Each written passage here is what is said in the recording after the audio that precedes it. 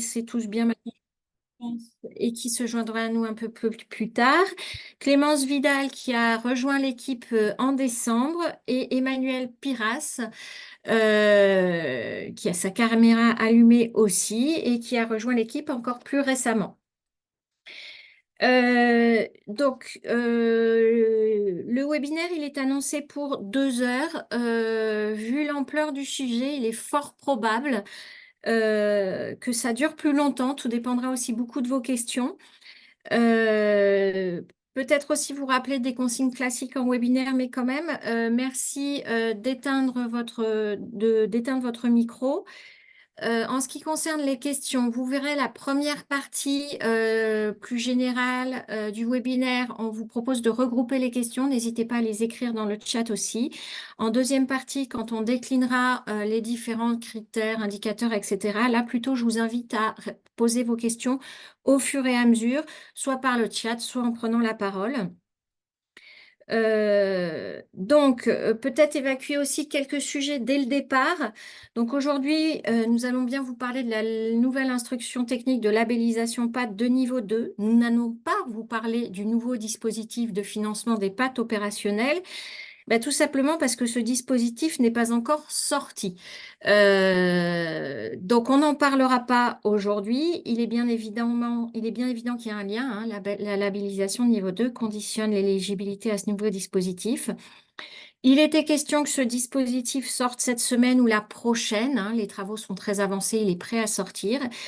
Voilà, de notre côté, on espère que le contexte politique national ne le retardera pas trop. Nous n'avons pas non plus d'enveloppe régionale à annoncer aujourd'hui. Je vais quand même l'aborder. Donc, pour là aussi enfoncer ce qui devrait être des portes ouvertes, on a tous, vous comme nous, un précédent sur la mesure 13 du plan de relance concernant les PAT opérationnelles. Je le répète encore très très clairement, on n'est plus du tout dans le même cas de figure.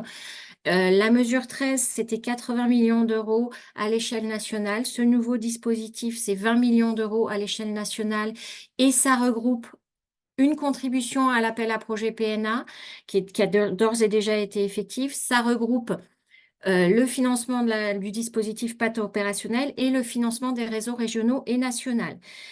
Donc, on est dans des enveloppes budgétaires sans commune mesure. De notre côté, c'est juste une estimation au doigt mouillé, hein. On n'a pas d'enveloppe régionale encore. On estime une enveloppe régionale entre 1 à 2 millions.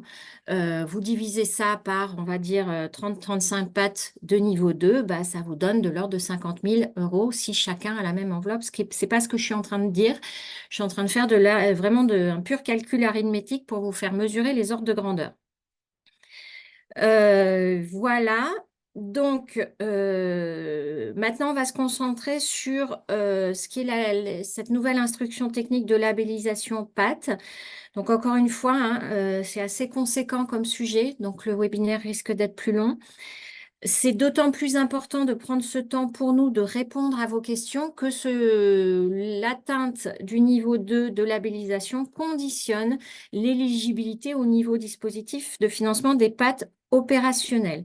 Ça veut dire que on va, étant donné les calendriers, que là non plus nous ne maîtrisons pas nous, ça veut dire que nous allons instruire en parallèle les deux dossiers, les demandes de labellisation de niveau 2 ou leur actualisation pour ceux qui l'ont déjà déposé, et la candidature au dispositif PAT opérationnel. En aucun cas l'un sans l'autre. Enfin, en tout cas, pas le dispositif. On ne peut pas instruire le dispositif de financement des PAT opérationnels si on n'a pas l'actualisation même de la demande de labellisation de niveau 2. Je vais y revenir juste après en traitant justement les différents cas de figure dans lesquels vous êtes les uns et les autres. L'objectif pour nous aujourd'hui, c'est vraiment de vous donner l'information et de répondre au plus possible de questions. Comme par le passé, ça ne change pas. La labellisation en tant que telle n'est pas associée à un financement. Il n'y a pas d'enjeu financier. Donc, c'est des dossiers qu'on va pouvoir travailler avec vous au fur et à mesure, comme toujours. Et ça sera aussi ces échanges nombreux bilatéraux avec les chargés de mission des uns et des autres, l'occasion de reposer des questions que vous n'ayez pas compris ou auxquelles vous n'ayez pas pensé aujourd'hui. Voilà pour l'introduction. Je vous propose qu'on commence directement la présentation et vous aurez l'occasion du coup de poser vos questions dans un premier temps sur des moments précis. Donc, ouais, tu peux passer ça, Emmanuel. Donc, un nouveau cadre national. Donc, on en parle depuis longtemps, hein. Là aussi, les calendriers ne sont pas de nos faits. La SNOC, la nouvelle stratégie nationale alimentation, nutrition, climat. Donc, cette stratégie nationale, ce sont bien des crédits qui la financent de la planification écologique. C'est vrai, enfin, ça a toute son importance. Issu ministère de l'Agriculture, ministère du Travail, de la Santé, des Solidarités, de la Transition écologique et de la cohésion des territoires. Donc, c'est vraiment sur un programme interministériel des crédits de la planification écologique. Et donc, c'est aussi pour ça que ces crédits sont conditionnés enfin, c'est pas aussi, c'est pour ça que ces crédits sont conditionnés à des nouvelles exigences en termes de labellisation, c'était à prendre ou à laisser. Je veux bien que tu continues, Emmanuel. Donc, cette annonce de la SNAC, en fait, ça fait quasiment un an qu'on l'attend, un peu comme les dossiers déposés de labellisation de niveau 2 pour certains. Euh, Là, elle était vraiment imminente, hein, vu que le cahier des charges est prêt. Mais bon, voilà, le contexte politique fait que c'est encore un petit peu tardé. On espère vraiment pas longtemps. Donc là, l'objectif, c'est de définir les orientations stratégiques pour une alimentation saine et durable pour tous à l'horizon 2030, pardon. Et comme déjà par le passé, elle regroupe deux programmes, le PNNS, Programme national nutrition santé, et le PNA. On vous a mis un extrait là parce qu'il permet de mesurer notamment les nouvelles exigences de transfert. Enfin, elles ne sont pas nouvelles. Les exigences majorées, parce qu'elles sont annoncées depuis toujours sur ce que c'est que l'outil PAT, de transversalité. Elle devra déterminer les orientations de la politique de l'alimentation durable, moins émettrice en gaz à effet de serre, respectueuse de la santé humaine, davantage protectrice de la biodiversité, favorisant la résilience des systèmes alimentaires, agricoles et des systèmes alimentaires territoriaux et garante d'une souveraineté alimentaire. Voilà, c'est écrit dans le texte. Il y a vraiment cette transversalité attendue, ce qui est l'essence même de l'outil PAT, mais donc des critères aussi renforcés par rapport à ça. Je veux bien que tu continues, Emmanuel.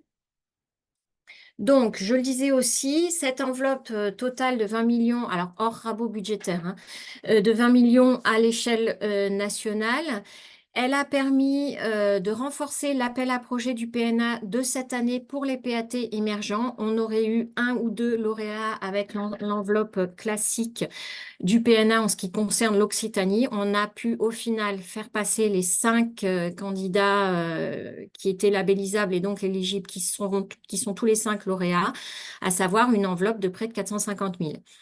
Donc ça, ce sont déjà des crédits de planification écologique. L'accompagnement de la phase opérationnelle des PAT, donc nouveau dispositif qui n'existait pas jusqu'à présent. Or, plan de relance qui, dès le départ, était annoncé comme quelque chose de one-shot et un cas vraiment particulier qui n'est pas amené à se représenter. Et également le soutien aux réseaux régionaux et au réseau national. Oui, il y a une erreur dans le texte là, pardon, France PAT. Effectivement, ça concernera aussi le financement du fonctionnement du réseau en Occitanie.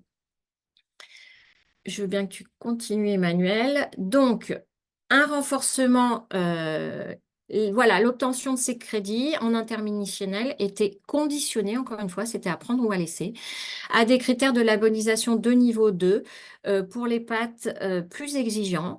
Bon, c'est là aussi quelque chose qu'on vous annonce depuis bien un an maintenant, mais dont on a eu toutes les déclinaisons que très récemment l'instruction technique a été publiée. On avait quelques éléments que Marie Mario, par exemple, a pu vous expliquer dès l'été dernier, mais voilà, le détail, on vient de l'avoir. Pour assurer le caractère donc systémique de ces projets, encore une fois, c'est l'essence d'un PAT, ce que moi j'appelle politique alimentaire locale, pour assurer l'impact sur les différentes dimensions de la durabilité des systèmes alimentaires, économie, santé, sociale, environnement, etc., avec aussi une approche One Health, une seule santé. Je veux bien la suite. Là, voilà, c'est juste un rappel historique. Je ne vais pas m'étendre sur cette diapo. Et donc, cette nouvelle instruction technique qui a été publiée donc en date du 29 mai dernier. Je veux bien la suite. Là aussi, pour rappel rapidement, hein, donc, pour être labellisé de niveau 2, soit vous faites une candidature spontanée, soit vous candidatez à l'appel à projet PNA. Et pour le niveau 2, c'est une candidature à la DRAF. Dans le cas du niveau 2, vous pouvez, c'est important à retenir malgré tout, surtout là, vous pouvez déposer une demande de labellisation de niveau 2 ou une actualisation avant l'échéance finale. Voilà, on peut continuer là aussi. Alors, la nouveauté aussi en termes opérationnels, c'est que toutes les dépôts de demande de labellisation se feront dorénavant sur démarche simplifiée. Pour les candidats à la APPNA, c'est déjà le cas depuis 2-3 ans. Là, ça va s'étendre à tout, euh, y compris la demande de labellisation de niveau 2 et son actualisation. La petite subtilité, c'est que le démarche simplifié n'est pas encore ouvert, mais ça n'empêchera pas de commencer à travailler le sujet avec chacun d'entre vous avant. Mais donc, on ne sait pas exactement quelle tête il aura au jour d'aujourd'hui et n'allez pas le chercher, n'allez pas nous le demander, il n'est pas ouvert. Je veux bien la suite. Donc, je vais passer maintenant à proprement parler ces éléments de contexte faits sur la labellisation de niveau 2 en essayant de traiter les différents cas de figure parce que vous n'êtes pas tous dans la même situation. Je vais d'abord traiter les différents cas de figure et après, justement, on aura un temps de questions. Alors, on a pris l'entrée volontairement du fait que le PAT souhaite ou pas demander le nouveau dispositif de financement des PAT dès 2014, parce que là, on a encore certaines incertitudes à lever. On a un calendrier très court, on va devoir gérer, donc instruire les deux dossiers, comme je le disais, en parallèle. Donc, on a volontairement pris cette entrée. Dans le cas de figure, et il y en a quand même quelques-uns, des PAT qui ne souhaitent pas faire émarger dès cette année, donc dès 2024, au financement PAT opérationnel. Là, c'est assez simple, je dirais. Ceux qui ont déjà déposé une demande de labellisation, leur demande de labellisation, sauf à ce qu'ils nous indiquent le contraire, sera instruite selon l'instruction technique en vigueur au moment de leur date de dépôt. Soit ils ont déposé leur demande de labellisation de niveau 2 avant le 28 mai 2024, auquel cas, eh ben, ça sera inscrit avec l'ancienne instruction technique. À noter toutefois que de ce fait, ces PAT-là ne seront pas éligibles au financement PAT opérationnel. Donc, il faut bien qu'ils ne veuillent pas émerger à ce financement. En revanche, à compter de sa publication, à savoir à partir du 29 mai 2024, c'est la nouvelle instruction technique qui s'applique pour toute nouvelle demande de labellisation de niveau 2. Et donc, de fait, ces PAT seront éligibles au nouveau financement PAT opérationnel. Je continue. Alors maintenant, si le PAT souhaite bénéficier des financements PAT opérationnels en 2024, pour cela, eh bien, il faut qu'il remplisse la condition d'éligibilité qui est d'être labellisé selon les nouveaux critères. Donc là, encore une fois, différents cas de figure. Il y a certains PAT qui, de par leurs échéances ou aussi parce que certains sont en retard, qui n'ont pas encore demandé leur labellisation de niveau 2. Il y a aussi un certain nombre de PAT d'entre vous qui ont demandé une prolongation. Premier cas de figure que je vais traiter jusqu'après. Deuxième cas de figure, il y a des PAT qui ont déjà déposé leur demande de labellisation. Leur dossier a été envoyé, il est en cours d'instruction. Là aussi, je fais un éclaircissement. Donc, on est bien conscient qu'un certain nombre d'entre vous ont déposé leur demande de labellisation de niveau 2. Pour certains, ça fait pas loin d'un an. Ces dossiers ont été instruits, mais aucun d'entre eux n'ont été, enfin, instruits plus ou moins selon les cas de figure. Aucun d'entre eux, à ce jour, n'a été finalisé. Pourquoi? Face à l'énorme incertitude qu'on avait dans toutes les régions. sur les nouveaux critères de labellisation, sur comment ils allaient conditionner ou pas l'accessibilité au financement, sur comment il y allait avoir une phase transitoire ou pas, etc. Ces informations, ça fait moins d'un mois qu'on les a. Donc, face à cette très grande incertitude et face à un calendrier qui nous échappe totalement, de nombreuses drafts ont fait le choix de mettre en attente les demandes de labellisation, euh, ce qui ne vous empêchez pas, hein, on ne le contrôlera pas d'utiliser les logos, mais pour pouvoir les traiter en ayant connaissance de cause face au niveau dispositif. Il y a ça d'une part, et d'autre part, une situation RH de notre équipe que vous connaissez tous, quand on est entre une et deux personnes, la priorité, c'est notamment à gérer les fonds de plan de relance et on ne peut pas traiter les labellisations. C'est regrettable, mais malheureusement, on ne pouvait pas faire beaucoup mieux.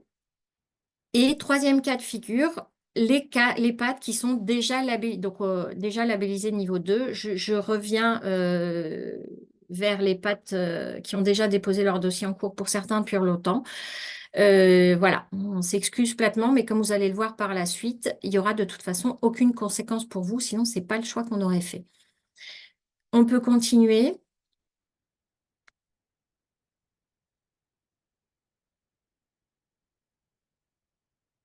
Alors, non, il faut que tu reviennes d'un en arrière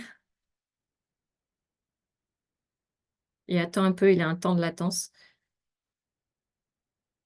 Voilà. Donc, je traite en même temps parce que finalement, c'est le même cas de figure. Les pâtes qui ont demandé une prolongation de leur niveau 1 ou ceux qui n'ont pas encore fait leur demande de labellisation de niveau 2, soit parce qu'ils sont en retard, soit parce qu'ils sont maintenant dans l'échéance. Il y en a plusieurs qui ont une échéance en juillet. Donc, pour ceux qui ont fait une demande de prolongation de niveau 1, là, pareil, hein, nos excuses, mais c'est notre capacité de traitement à équipe réduite. Les courriers, et puis aussi l'incertitude de comment on devait le gérer. Les courriers de notification d'acceptation des prolongations sont en cours de préparation. De toute façon, il a normalement été dit à tout le monde à l'oral que c'était accepté, à l'oral ou par mail. Le courrier officiel, il est en cours de préparation. Ils vont arriver au coup par coup et les dates appliquées seront, comme toujours, celles de votre demande. Donc, pour tous ces pâtes, pour un passage en niveau 2, il va falloir un dépôt de dossier complet de la labellisation au niveau 2, selon donc l'instruction en vigueur depuis le 29 mai, soit la nouvelle instruction technique. Dépôt qui se fera donc, je répète, par démarche simplifiée sur un site qui n'est pas encore ouvert, mais vous avez d'ores et déjà l'instruction technique, vous savez quelle information vous allez devoir donner. Comme je l'ai dit aussi, comme ça a toujours été le cas jusqu'à présent, des échanges avec nous avant, après le dépôt, jusqu'à ce que le dossier réponde aux critères attendus.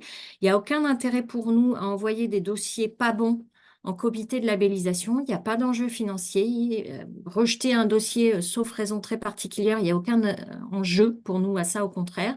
Donc voilà, ce sont des dossiers qui, comme d'habitude, on va travailler avec vous jusqu'à qu'on puisse les labelliser. Une fois que vous obtenez la labellisation de niveau 2 dans tous les cas de figure, là, selon la nouvelle instruction, dans ce cas-là, vous êtes éligible au niveau dispositif de financement des PAT opérationnel.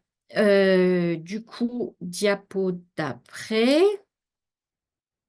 Là, ça devient un peu plus compliqué. Pour les pâtes en cours de reconnaissance de niveau 2, à savoir ceux qui ont déjà déposé leur dossier. Vous êtes donc un certain nombre dans ce cas-là. Je le répète, pour certains depuis bientôt un an malheureusement. Aucun d'entre vous n'a pour l'instant reçu de notification de labellisation pour les raisons que je vous ai expliquées. Dans ce cas de figure, vous avez trois options. La première, qui à mon avis n'arrivera pas, mais sait-on jamais. Si le PAT remplit les nouvelles conditions, je dis bien dans son dossier déposé, c'est-à-dire si dans le dossier déposé d'ores et déjà, il nous a déjà mis tous les éléments nécessaires.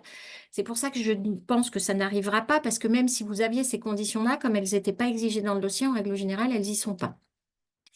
Donc dans ce cas-là, quoi qu'il en soit, si ça advenait, il faudra malgré tout remplir la plateforme démarche simplifiée sur la mise à niveau PAT niveau 2. C'est juste pour un enregistrement au niveau national des données. Cas qui, pour le coup, deuxième cas, qui là, pour le coup, est effectif, vous êtes un certain nombre dans ce cas-là. le PAT, dans son dossier déposé, ne remplit pas totalement les nouvelles conditions. On n'a pas tous les éléments nouvellement exigés. Dans ce cas-là, il vous faudra aussi remplir la plateforme démarche simplifiée mise à niveau PAT niveau 2 concernant les conditions non remplies. Vous ne redéposez pas tout le dossier, vous déposez ce qui manque. Et là où je dis ça n'a aucune incidence pour vous que ça ait traité ou pas, j'y viens après en fait, pardon, donc j'y viens après. Donc je répète bien, pour ceux qui n'ont pas toutes les conditions dans leur dossier des aires déposées, et je pense que ce sera le cas pour tout le monde, il vous faudra remplir en ligne la partie mise à niveau sur les éléments qu'on n'a pas dans votre dossier. Si vous le souhaitez, vous avez la possibilité de redéposer l'intégralité de la demande sur la plateforme démarche simplifiée. Si pour vous, il advenait que c'est plus simple, plus cohérent, je ne sais quoi, vous pouvez le faire. Je passe à la diapo suivante. Pour les pâtes déjà labellisées de niveau 2, quelle que soit la date de labellisation, vous avez été labellisé il y a 6 mois, vous avez été labellisé il y a 2 ans, c'est pareil. C'est là que je dis que pour les dossiers déposés, ça ne change rien. On vous aurait labellisé, vous serez dans ce cas de figure, de toute façon. Eh bien, il vous faudra, si vous voulez être éligible au nouveau financement, déposer une mise à niveau sur la plateforme démarche simplifiée.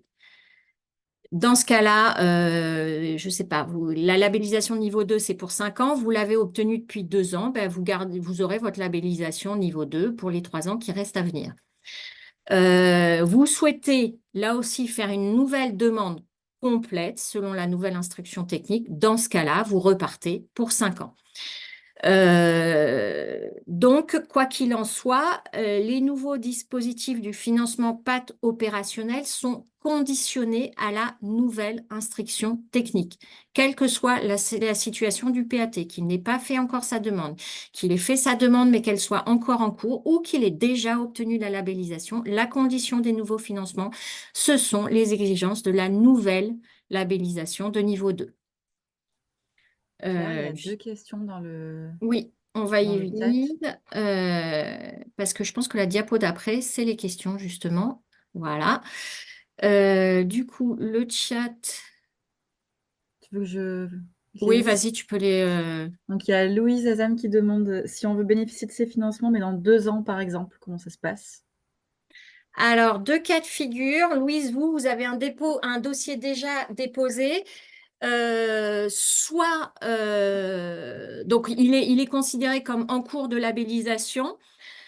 Soit vous nous dites pour une raison X ou Y, je pense notamment aux enjeux politiques, vous voulez avoir rapidement, alors je mets des guillemets au rapidement, on va traiter en priorité, ça s'entend vu les calendriers pour pas perdre le budget, sinon on le perd, ceux qui vont candidater au PAT opérationnel, hein, parce que ce qu'il faut savoir, c'est que si ces budgets, on ne les engage pas dans l'année, on les perd, hein, et ils seront défalqués sur les années suivantes.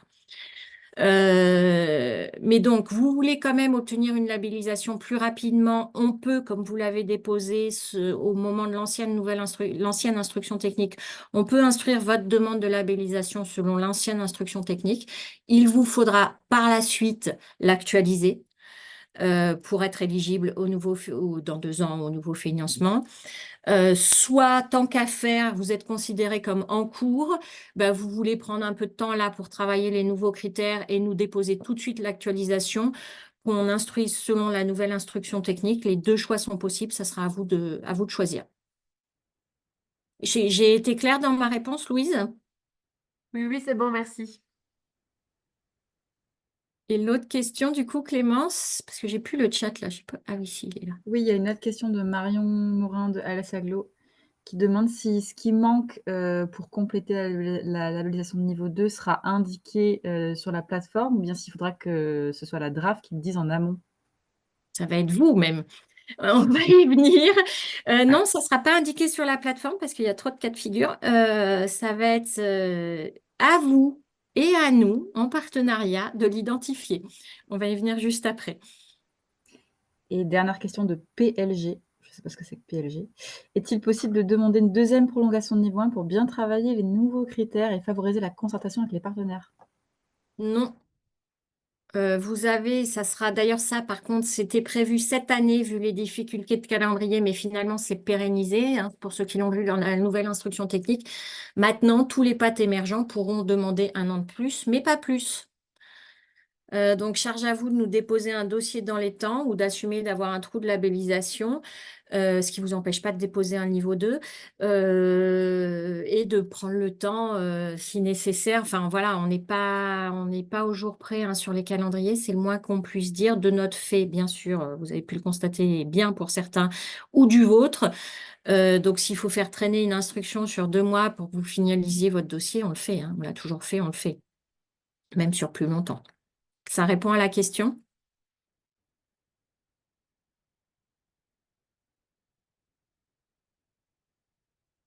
D'accord.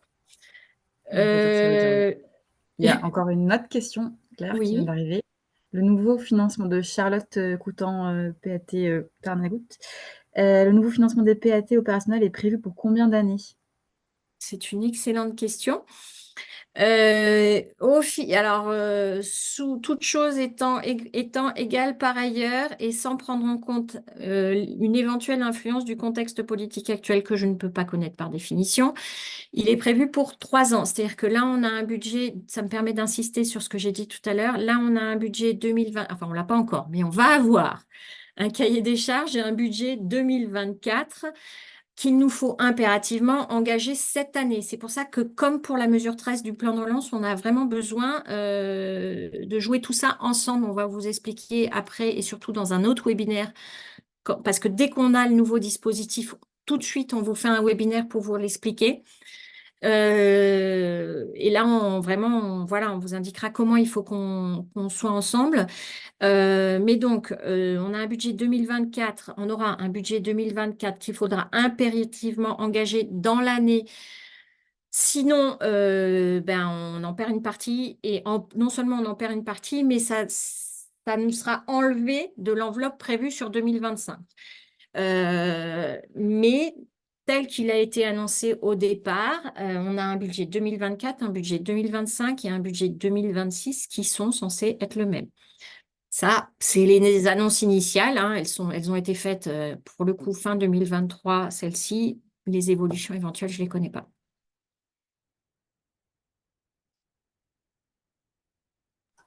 Il n'y a pas d'autres questions pour l'instant. Bah, du coup, je vous propose qu'on continue. Ah si, attends 2 secondes, Claire. On a une note qui vient de sortir de Fabien Errand. Avez-vous déjà des dates prévisionnelles d'ouverture de la plateforme et de délai limite de réponse? Alors, non. On nous avait dit à partir de cette semaine.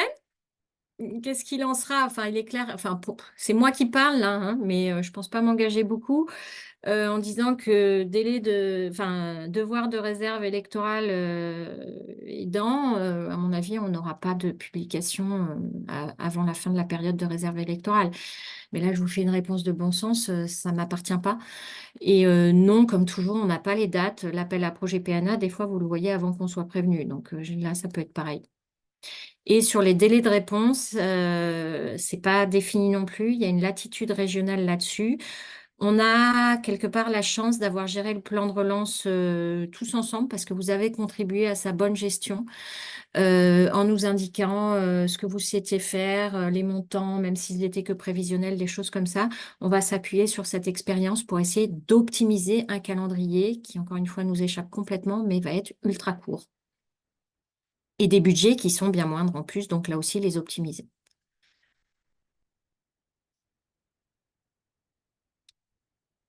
Il y a d'autres questions, Clémence? Cette fois, ça a l'air bon. On passe à la suite. De toute façon, ben, voilà, on aura longuement le temps d'échanger. Et dès que ce cahier des charges est publié, on organise un webinaire là-dessus pour le coup. On est en train de travailler à ce dispositif.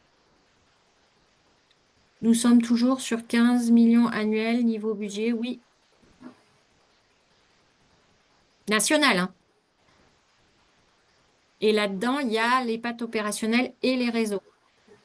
Les deux étant fongibles entre eux, normalement.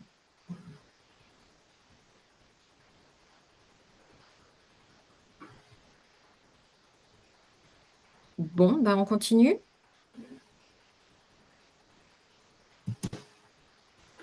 Alors, du coup, je prends la suite. Est-ce que tout le monde m'entend bien? Oui, si moi oui, tout le monde oui, je pense. À partir de maintenant, quand on va entrer dans tout ce qui est critères, etc., c'est peut-être plus simple pour le coup que vous posiez vos questions au fur et à mesure. Oui, là, du coup, les 5 prochaines diapos, c'est plus pour mémoire, pour que quand on vous enverra la présentation, vous les ayez. Je ne vais pas les développer ni les présenter là. C'est vraiment les échéances, la procédure et une synthèse du rôle des porteurs de PAT. Ce n'est pas le cœur du sujet aujourd'hui, mais comme ça, vous pourrez les avoir en présentation PDF. Vous pourrez relire ça à tête reposée.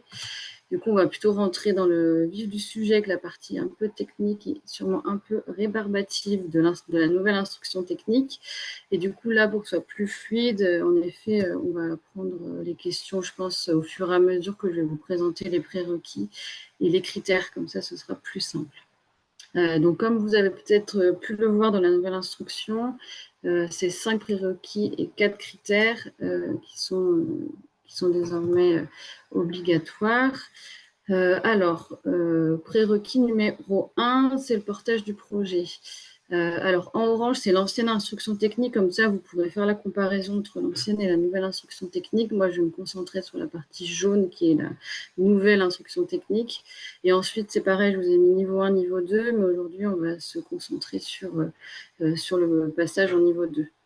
Sur le portage du projet, ce qui a changé, c'est ce qui est demandé, c'est la présence d'au moins un élu référent. Donc là, on vous demande à ce que vous le nommiez simplement dans votre dossier.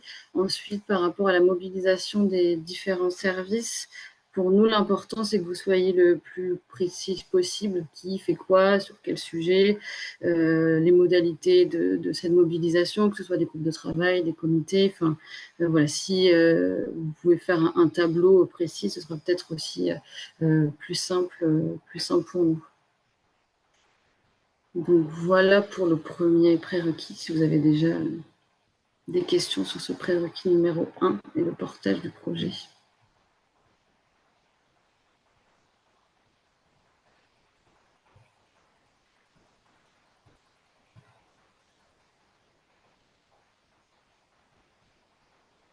Du coup, si vous n'en avez pas, je vais continuer. Alors, le prérequis numéro 2, c'est la démarche collective et concertée. Donc là, pas beaucoup de changements avec l'ancienne instruction technique. Ce qui est demandé, niveau 2, c'est des signatures et des attestations d'engagement des partenaires. On ne va pas vous demander des courriers de l'État ni du Conseil régional, puisqu'ils font partie de l'instance d'évaluation. On ne va pas non plus vous demander pour les PAT assez importants des courriers de chaque commune. Ce serait un trop grand nombre de courriers. Mais du coup, l'idée, c'est qu'on ait par statut et ou par thématique voilà, l'engagement, qu'il soit financier, technique, politique, du bénévolat ou même des contributions en nature, des mises à disposition, l'appui politique, enfin, que vous puissiez nous donner le type de partenariat par type de partenaire. Que ce soit quand même à minima les partenaires les plus importants. Ensuite, au niveau de l'engagement à mettre sa fiche PAT sur le portail, là, ça va être quelque chose qui va être demandé. On vous a relancé par rapport à ça pour ceux qui ne l'avaient pas encore complété. Mais là, ça va être demandé à ce que ce soit mis à jour une fois par an. Voilà, on sera amené, nous, à le regarder. Puis Paris nous relancera certainement là-dessus si ce n'est pas fait. Et par rapport à la communication, l'existence d'une communication large vers le territoire, là, c'est voilà, nous donner des preuves d'une communication mettant en valeur le PAT avec des descriptions précises, avec des exemples, les différents moyens de communication que vous avez mis en place, les différents publics touchés, etc. Donc voilà pour le prérequis numéro 2. Je crois qu'il y a J'en des profite questions. pour prendre une question, mais qui n'est pas directement liée. La question est de savoir si le PAT peut changer de périmètre géographique entre le niveau 1 et le niveau 2. Oui. Alors, de fait, pour nous, c'est plus vraiment. Enfin, notre suivi, notre connaissance du PAT, suivi technique, on a bien, pour nous, c'est le même PAT. Et au contraire, des changements géographiques, des montées en échelle géographique sont parfois, dans certains cas de figure, vivement souhaitées par nous. De fait, après, dans l'enregistrement, c'est pas forcément le même PAT, mais peu importe, un PAT peut directement déposer une dépense de niveau 2. Donc, vous êtes niveau 1, je dis n'importe quoi, à une échelle d'agglo, vous souhaitez monter, enfin, changer de périmètre géographique pour un niveau 2, bah, en fait, c'est un PAT qui dépose directement une demande de niveau 2. Oui, c'est possible.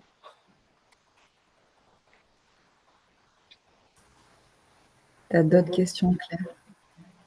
Alors, quelle opérationnalité du dispositif d'association des communes dans le cadre d'un PAT départemental? Et je dirais là aussi une réponse de bon sens un peu sur tout. Il n'y a pas de manière de faire, un peu comme sur tout, pardon, il n'y a pas de manière de faire. Charge à vous de nous décrire comment vous allez faire, d'être le plus précis possible dans la description. Je ne sais pas, est-ce que vous avez un élu référent dans chaque commune? Est-ce que vous avez une commission, je ne sais pas quoi, qui se réunit tous les temps? C'est à vous de définir comment vous le faites. Et c'est aussi à vous de nous le décrire précisément. N'hésitez pas, hein, ça vaut pour tout, le commentaire d'Emmanuel tout tableau, un tableau précis du qui fait quoi ou un schéma des fois, surtout que le dossier est court. Ça permet vraiment d'être plus clair et précis. C'est à vous de nous le décrire et de nous en donner la preuve dans la mesure du possible. Vous avez un compte rendu de, je dis n'importe quoi, hein, de la commission des communes ou la liste des élus référents ou je ne sais quoi d'autre. Eh bien, mettez-le en annexe.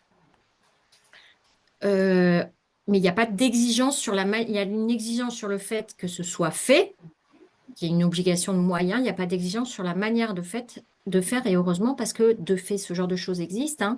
On l'a déjà dans des dossiers de labellisation et c'est pas fait pareil partout. Les conventions sont suffisantes pour attester de l'engagement des partenaires? Non, pas forcément. Ça dépend un peu des types de conventions. Si vous avez une convention de financement d'un partenaire sur l'action Y, que cette convention, par exemple, ne mentionne pas le PAT, que cette convention a une durée plus courte que celle qu'on demande ou d'autres choses encore, ben non, elle ne sera pas suffisante. Donc, l'engagement des partenaires, le plus souvent, ce qu'on a, c'est des courriers. Soyez le plus précis possible, hein. Là aussi, ce sont des plus. À la fois dans le tableau dans lequel vous devrez présenter les partenaires et dans leur courrier sur ils peuvent, sur quel est leur type d'engagement. Est-ce qu'ils financent? Est-ce qu'ils mettent à disposition des moyens humains ou même du bénévolat? Ce sont des engagements financiers, tout ça. Est-ce que c'est un engagement politique, etc.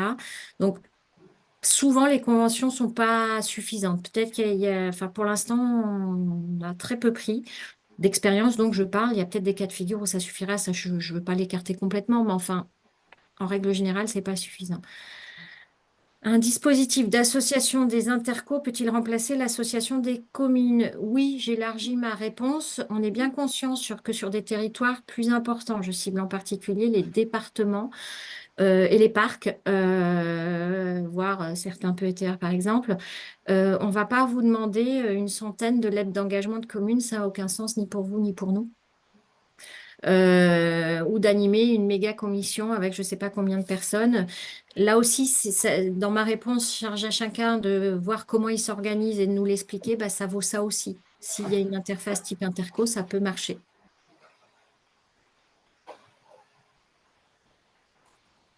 Les prestations peuvent-elles être valorisées par des partenariats? Bah, plutôt non. Et puis c'est un peu la même réponse pour moi que la convention. Une convention de financement, c'est un acte financier entre vous et le partenaire en question. Alors qu'ils prennent la forme d'une convention ou d'une prestation, c'est pas la même chose, mais ça reste un acte financier.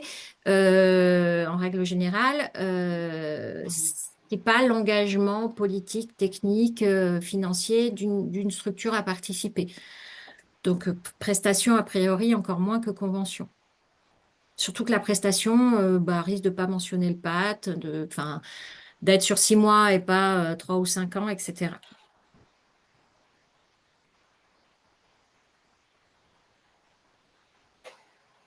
Est-ce que ça répond aux questions posées? Est-ce qu'il y en a d'autres?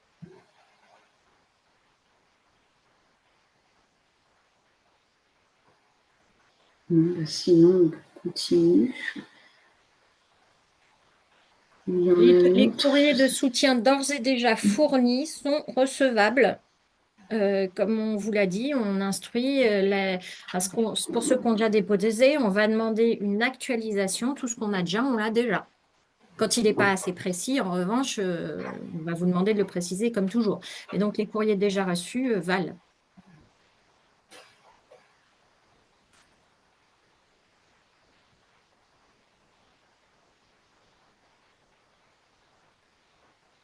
Alors, y a-t-il des exigences minimales sur la communication? Une newsletter suffit. Je Oui et non. Non, encore une fois, pas d'exigence mini. C'est même réponse que pour tout. Soyez précis dans ce que vous nous expliquez. Plus vous faites des choses, mieux c'est, quelque part. Par contre, donc il n'y a pas d'exigence minimale. Le but, c'est pas être bloquant. Mais eh ben, il y a une marge d'appréciation hein, de la part des instructeurs. Donc nous, puis le comité de labellisation. Euh, Plus vous nous montrez que vous communiquez, mieux c'est la newsletter. Je ne sais pas, je dis n'importe quoi encore une fois. Si elle est toutes les semaines très précis, estampillée pâte, oui, ça va nous suffire. Si c'est une fois tous les 2 ans qu'il n'y a pas, il y a même pas marqué que c'est le pâte, non, ça ne va pas nous suffire.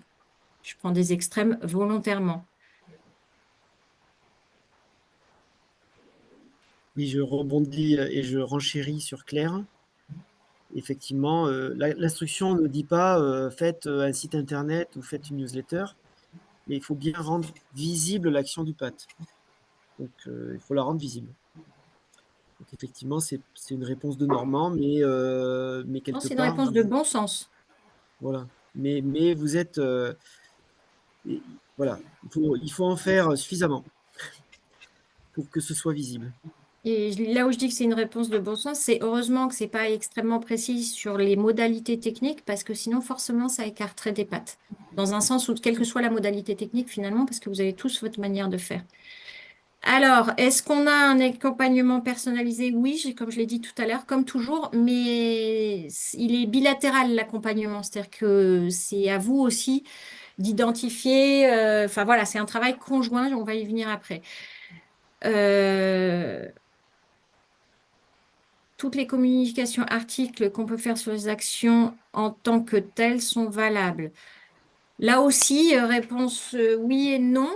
Dans l'absolu, oui. Après, si ces communications ne mentionnent absolument pas le PAT, qu'il n'y a pas de logo, enfin bref, qu'il n'est pas visible que c'est lié au PAT, bah, c'est moins valable que s'il est expliqué que dans le cadre du PAT, qu'il y a le logo, etc. Là aussi, voilà, selon ce que vous nous expliquez et l'interprétation qu'on peut en faire. Et là aussi, quand je disais tout à l'heure, expliquez-nous clairement et dans la mesure du possible, donnez-nous la preuve, ça vaut pour ça. Vous pouvez mettre des exemples en annexe. Alors, c'est pas la peine de nous envoyer toutes les newsletters, par exemple. Hein, là, c'est charger le dossier pour rien. Mais nous mettre le lien du site internet, nous donner un exemple de newsletter, etc. Quoi. Là aussi, réponse de beau sens. Tout ce qui vous paraît des éléments tangibles pour appuyer ce que vous dites, sans qu'il soit exhaustif, bien sûr.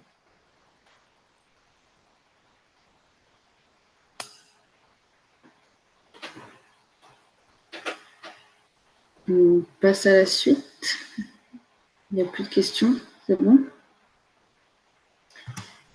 Alors, le prérequis numéro 3, c'est la transversalité de la démarche PAT avec les orientations de la SNANC. Donc là, c'est l'articulation avec les schémas structurants, donc le CRTE, PCAET, CLS, SCOT, PLU, etc., que vous connaissez. Là, l'idée, c'est un peu de nous décrire cette articulation et de nous dire aussi où vous en êtes avec ces schémas structurants. Ça peut être en cours aussi de travail avec ces schémas-là, de nous donner des exemples et nous donner aussi les preuves de cette articulation, soit avec des comptes rendus, des délibérations. Et pareil, vous avez toujours, je me répéterai, je pense à chaque fois, la possibilité de nous faire des beaux schémas ou des beaux tableaux précis. Ce sera plus simple et pour vous et pour nous à comprendre. Voilà pour ce prérequis. Si vous avez des questions, allez-y.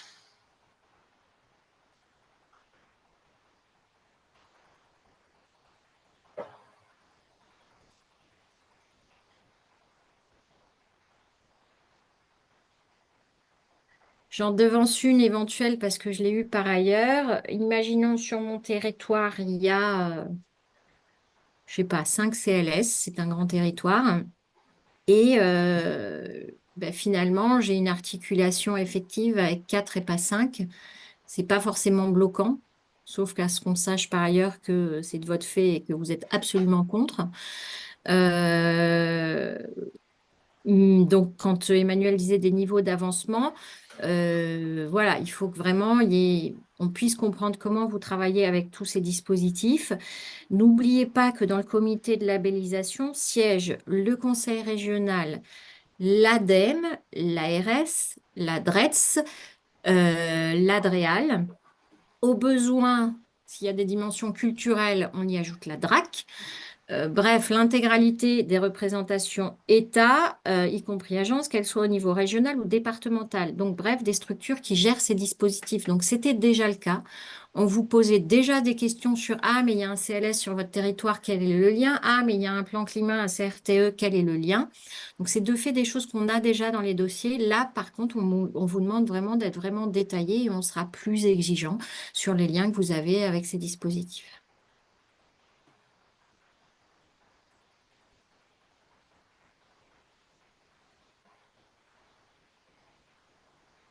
S'il n'y a pas de questions. On peut passer à la suite. Alors, le prérequis numéro 4, donc j'ai écrit nouveau critère, mais c'est le nouveau prérequis du coup, c'est la coopération interpath. Donc là, il est demandé d'inviter les paths voisins, supra, infra, à la gouvernance de son PAT. L'idée, pareil, c'est de décrire le lien avec les autres PAT, avec des éventuelles aides de soutien. Voilà, c'est de nous montrer comment vous interagissez entre paths. Là aussi, petit commentaire, ce n'était pas inscrit jusqu'à maintenant dans l'instruction technique, maintenant c'est le cas. Pour autant, c'est déjà des questions qu'on vous posait et que de vous-même, vous avez mis dans les dossiers. Voilà. Pareil, soyez bien précis, etc. Donnez la preuve quand vous l'avez.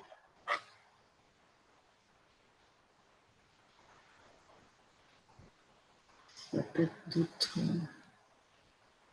Pas de questions. On passe au dernier prérequis, donc le prérequis numéro 5, sur le suivi des actions et des partenariats.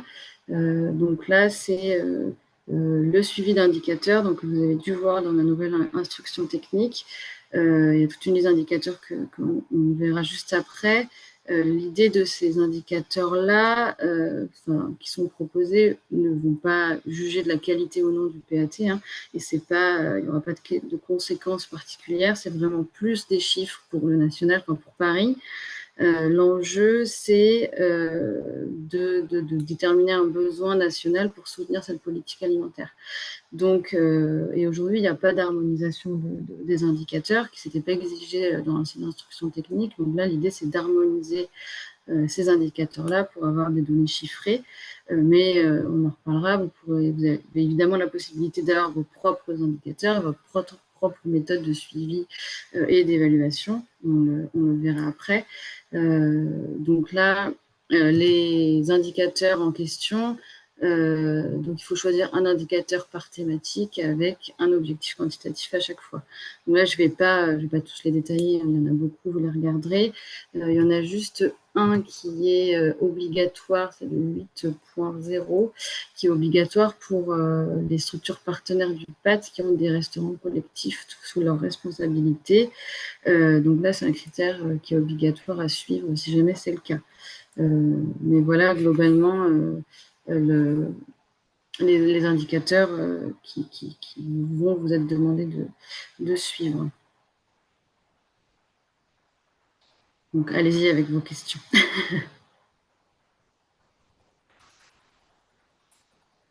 Je réponds à une question préalable, ça vous permettra de poser vos questions indicateurs. La question préalable de Aude, c'était que veut dire mention et analyse des programmes régionaux en lien avec le diagnostic et les actions du PAT? C'est effectivement un commentaire assez général. C'est à la fois les grandes orientations liées à la SNANC, au PNA, les programmes régionaux qui puissent être sur la bio, l'agroécologie, le social, etc. Là, c'est plus de l'ordre de l'argumentaire général sur en quoi vous inscrivez dans ces démarches, ce qui est l'objectif généralement des PAT. Donc ça, c'est pas un point ultra précis, c'est plus l'argumentation générale. Il n'y a pas de truc très particulier à faire.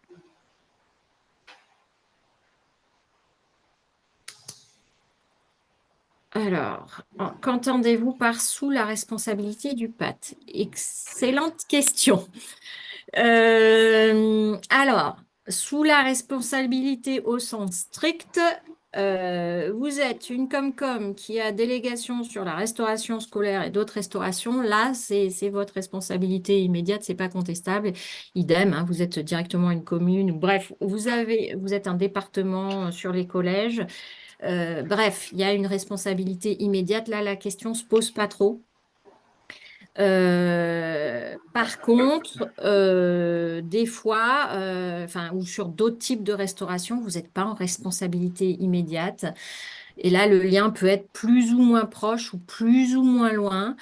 Donc là, il y aura une marge d'appréciation de manière générale. Il y a une attention particulièrement forte mise au niveau national sur ce qui est l'indicateur Egalim qui commence par l'inscription des restaurations collectives sur l'outil Ma Cantine, puis puis le fait qu'ils déclarent, puis le fait qu'ils remplissent les objectifs Egalim. Donc ça va jouer dans le temps. Donc soyez bien conscients de ça, quelque part, même quand vous n'êtes pas en responsabilité, on ne peut pas vous l'exiger directement, on ne peut pas vous exiger des résultats, en tout cas, on va vous exiger des moyens. Est-ce que vous avez bien tout mis en œuvre pour sensibiliser les cantines, pour les aider à remplir quand elles ont besoin, etc. Est-ce que ça répond à la question ou pas?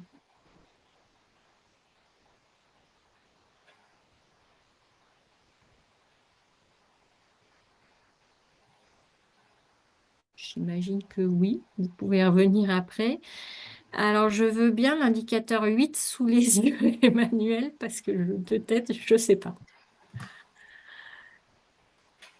Alors, le 8. 8.0, 8.0 précisément. Alors, indicateur complémentaire obligatoire pour toute structure partenaire PAT ayant des restaurants collectifs sous la responsabilité. C'est un peu la même réponse que tout à l'heure. Ils ont mis partenaire. Soit je prends les deux extrêmes volontairement et vous comprendrez que la marge d'appréciation est entre les deux. Vous êtes en responsabilité directe. Là, on va être très, très exigeant sur Ma Cantine parce que c'est à vous de le faire. Donc, c'est sûrement pas le même service que le PAT, mais c'est la même structure. Donc, vous devez le faire. Il y a, je dis n'importe quoi, une restauration collective. Je ne vais pas me lancer dans les statuts, Donald le ferait mieux que moi. Mais donc, vous n'avez vraiment pas un effet immédiat possible sur eux. On ne pourra pas vous exiger des résultats, encore que, au bout d'un certain nombre d'années, sans doute que si, mais on va vous exiger des moyens. C'est-à-dire, est-ce que vous avez tout joué ce que vous pouviez jouer pour inciter ces structures à remplir ces indicateurs?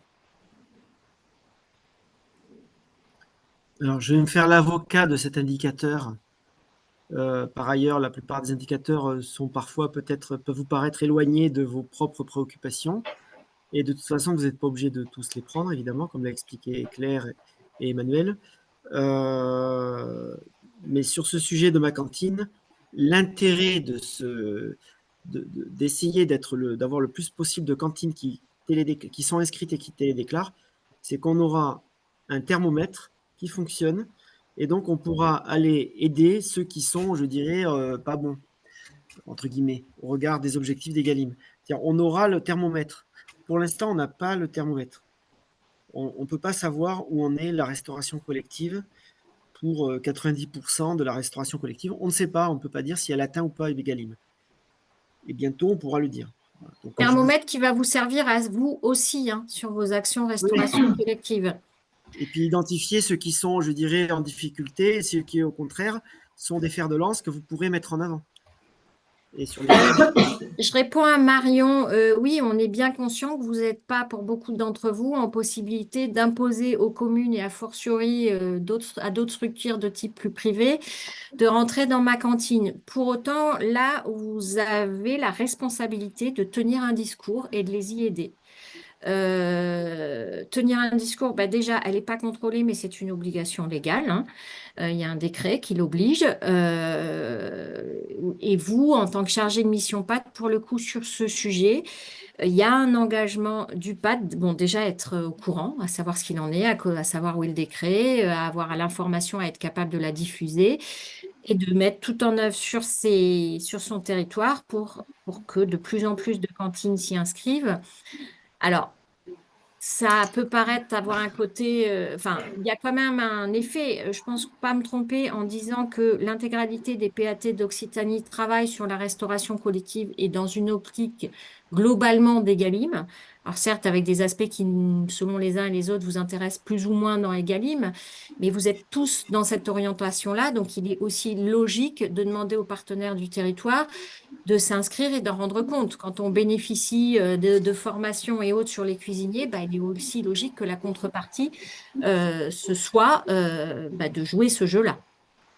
Je rappelle que sur les cantines scolaires rurales, mesure 14 du plan de relance, l'Occitanie a eu 4,5 millions d'euros de subventions sur 25 millions d'euros de subventions dans toute la France. Donc on était de très très loin la région qui a le plus bénéficié, avec, je crois, alors de mémoire, plus de 500 communes bénéficiaires au minimum. Donc vous avez quand même, non, 1500, je ne sais plus, enfin beaucoup. Voilà. Donc vous avez vraiment, pour ça, je pense que c'est vraiment important de bien prendre conscience.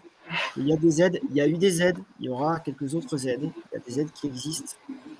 Et la contrepartie, c'est un peu à minima de dire voilà où j'en suis. C'est pas j'y arrive, c'est au moins de dire j'en suis là. Et donc, Et alors, c'est pas encore le cas, mais même d'ores et déjà, des appels à projets qui ciblent la restauration collective, le fait déjà de répondre, de rendre ses comptes par rapport aux exigences chez Calim et a fortiori de les atteindre ou d'être en voie d'eux, ne peuvent être qu'un facteur positif dans les candidatures de ces structures sur des appels à projets. Dans le cas d'une Comcom, les communes membres en gestion directe pour la Restauco sont-elles concernées? Bien évidemment, au premier chef pour le coup. Et comme je l'ai déjà dit et je le répète, ça va au-delà de ça. Sachant qu'on ne peut pas avoir le même niveau de réalisation. Mais de se donner les moyens d'eux, oui. Faut-il obligatoirement que le PAT émarge dans chaque indicateur? Alors, tout dépend ce qu'on entend par chaque indicateur. Emmanuel, tu peux reprendre la consigne sur comment on choisit les indicateurs et où c'est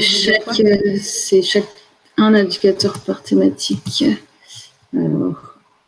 Donc, un indicateur au choix par thématique. Donc, justice sociale, il y en a 3, vous en prenez un. Vous pouvez en prendre 3 si vous voulez, mais vous en prenez au moins un. Et les obligatoires, c'est... L'obligatoire, c'est juste la 8.0 sur laquelle on était tout à l'heure, si il y a la responsabilité sur ce sujet cantine. Donc, sinon, c'est un indicateur par thématique avec un objectif quantitatif par indicateur. Alors, on est bien conscient que ces indicateurs, pour certains, sont éloignés de votre plan d'action. Oui, on en est tout à fait conscient. Comme vous l'avez dit, pour autant, vous êtes quand même obligé de reprendre un par thématique. Comme vous l'a dit Emmanuel, l'enjeu de ces indicateurs, du moins pour l'instant, c'est pas tant enfin, on va vous le dire après, nous, on attend de vous que vous ayez votre propre dispositif de suivi et évaluation pour être au plus près du suivi de votre PAT. L'enjeu de cette batterie d'indicateurs, elle est nationale. Il faut être conscient en fait de la situation de nos collègues au niveau national, hein, qu'ils soient à l'agriculture ou à l'ADEME par exemple, et a fortiori à la cohésion sociale ou à la santé. On a un outil, les PAT, qui intéresse beaucoup de ministères différents. Pour autant, il n'y a absolument aucun chiffre qui remonte sur cet outil en termes d'évaluation politique publique, si ce n'est le nombre de PAT labellisés qui dit rien sur leur impact sur les territoires. Alors, je ne veux pas dire par là que ces indicateurs vont dire quelque chose des impacts sur le territoire, mais il y a vraiment urgence à harmoniser entre tous les PAT et à faire remonter quelques chiffres qui permettent de justifier cette politique. C'est parce qu'on sera capable de donner des chiffres que ce type de dispositif pourra être pérennisé. Sinon, il sera abandonné. Donc l'enjeu de ces indicateurs, il est plutôt là-dessus. Après, bah, selon les cas de figure, il y a certains indicateurs. Bon, il y a, par exemple, là, on vient de le voir sur la Restocro, il y a un enjeu à mesurer Egalim. Selon vos différents plans d'action, effectivement, il y a des indicateurs qui vont être plus ou moins parlants. On en est bien conscient. Bah, voilà, c'est le jeu à jouer. Et ça n'a pas d'autres conséquences que celle-ci. Et pour vous, ça peut quand même être des indicateurs utiles à suivre. Si je prends celui emploi qui est cité, le calcul n'a pas été fait, hein, mais si on avait calculé le nombre d'équivalents temps plein qui ont été financés par la mesure 13, je pense que c'est un excellent argument pour mesurer une reconduction de mesure 13.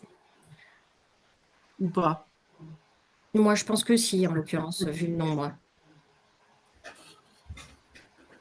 Pas tous, mais celui-là, si.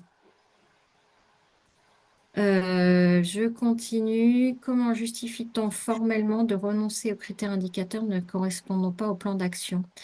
Eh bien, on ne le justifie pas, c'est une obligation. Voilà, c'est Duralex, Sedlex. C'est à prendre ou à laisser. Si vous ne l'avez pas, on ne vous prend pas.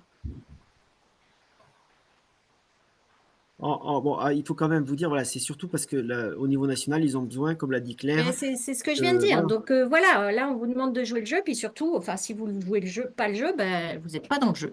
C'est du billard à 17 bandes, parce qu'en faisant ça, vous jouez le jeu de la DGAL qui essaye de préserver des financements pour les PAT. Qui Et ils ont défend besoin âprement des financements qui ne sont pas faciles à obtenir et qui, pour la première fois, ont été obtenus. Alors, si on pouvait arriver à les pérenniser, ça serait bien.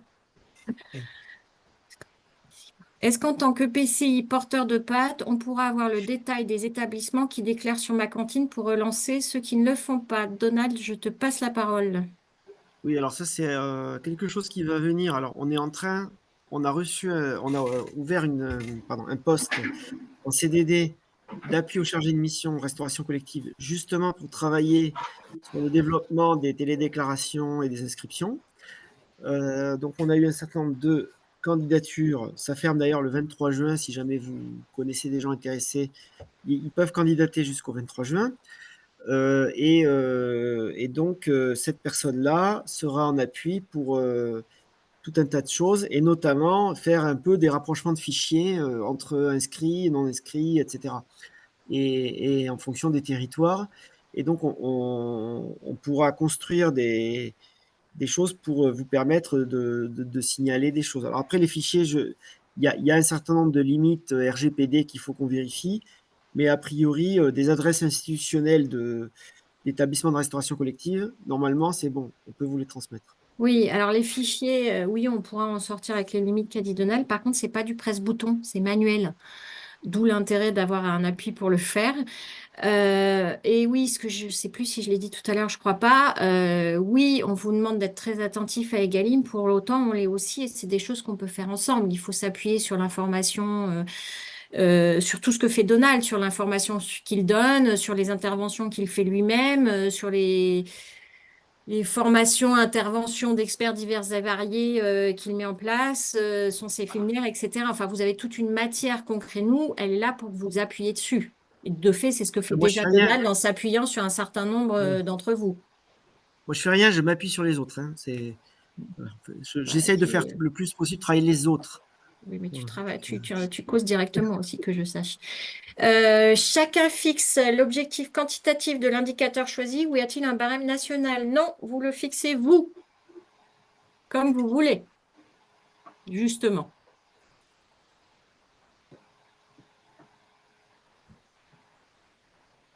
Il n'y a pas d'autres questions pour l'instant, de ce que je vois.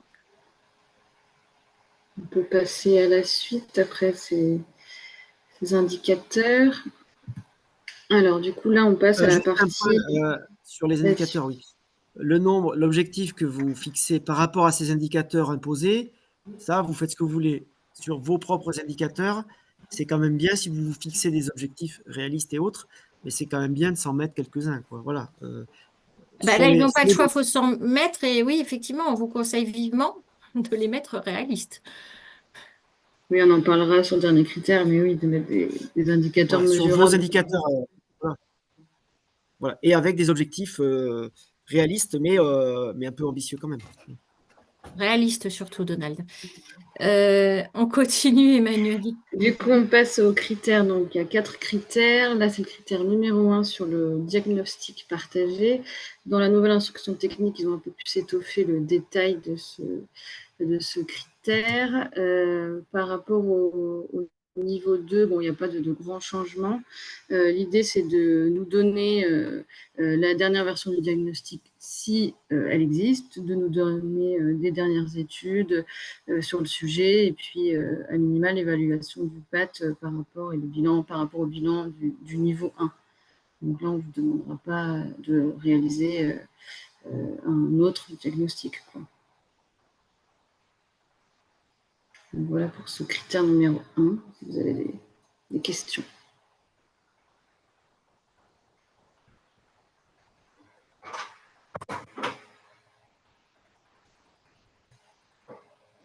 S'il n'y en a pas et que c'est clair, donc il y a des compléments à faire de la part de mes collègues. Mais... Non, continue. J'avance sur le critère numéro 2, c'est la mise en œuvre d'actions opérationnelles. Donc là, dans le détail, c'est écrit que la DRAF peut proposer une trame de plan d'action. Nous, on fait le choix de ne pas vous proposer de trame de plan d'action. On estime que chaque PAT a sa propre structuration. La seule chose, c'est qu'il faut être en capacité de remplir la fiche PAT sur le portail France PAT, puisque ce sera une obligation de remplir cette fiche et de la mettre à jour un minimum une fois par an. Mais on vous laisse libre de la structuration de ce plan d'action.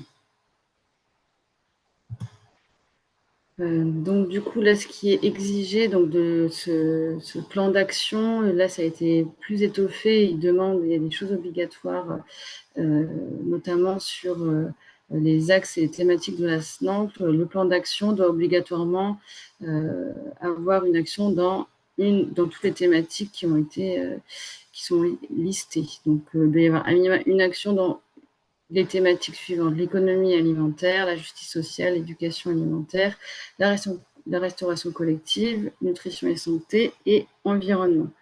On ne sait pas encore comment ça va être présenté sur démarche simplifiée. On suppose qu'il y aura un tableau qui sera proposé sur la plateforme pour que vous puissiez remplir à chaque fois vos actions par thématique. Si ce n'est pas le cas, l'idée, c'est que nous, nous fournissons un tableau pour que vous puissiez reclasser toutes vos actions dans les thématiques qui sont imposées.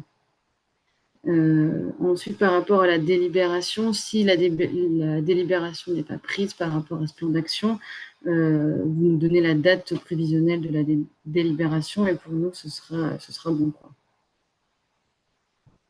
C'est donc notamment sur cet aspect-là que, quand je dis l'aspect systémique est renforcé, jusqu'à maintenant, il y avait et depuis toujours une incitation forte et de plus en plus forte de notre part, et a fortiori pour un niveau 2, à toucher de manière systémique le système alimentaire, hein, c'est l'objet même d'un PAT.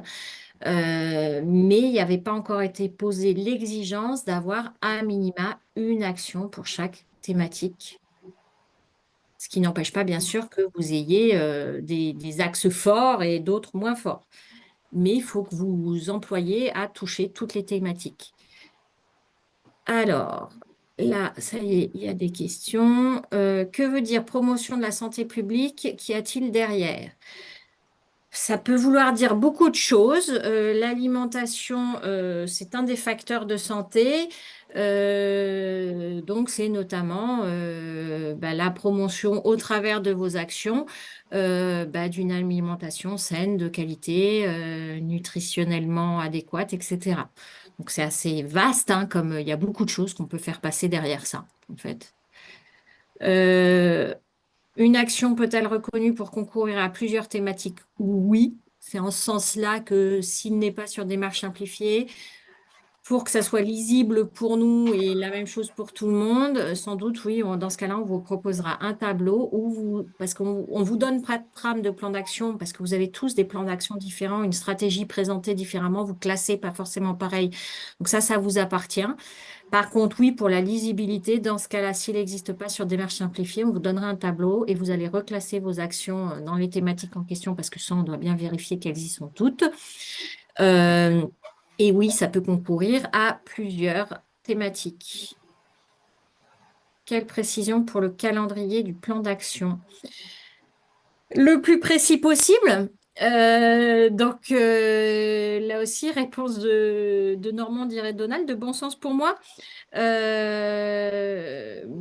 S'il y a des choses déjà très, très calées dans le temps, bah, dites-le-nous, montrez-nous, donnez-nous la preuve si vous l'avez. Après, si on parle d'une nouvelle thématique sur laquelle vous avez une action, mais votre objectif, c'est avoir plus de partenariats, définir des choses avec eux à 5 ans, bien évidemment, le calendrier sera pas le même, hein, ni les engagements, c'est normal, c'est la vie normale d'un projet.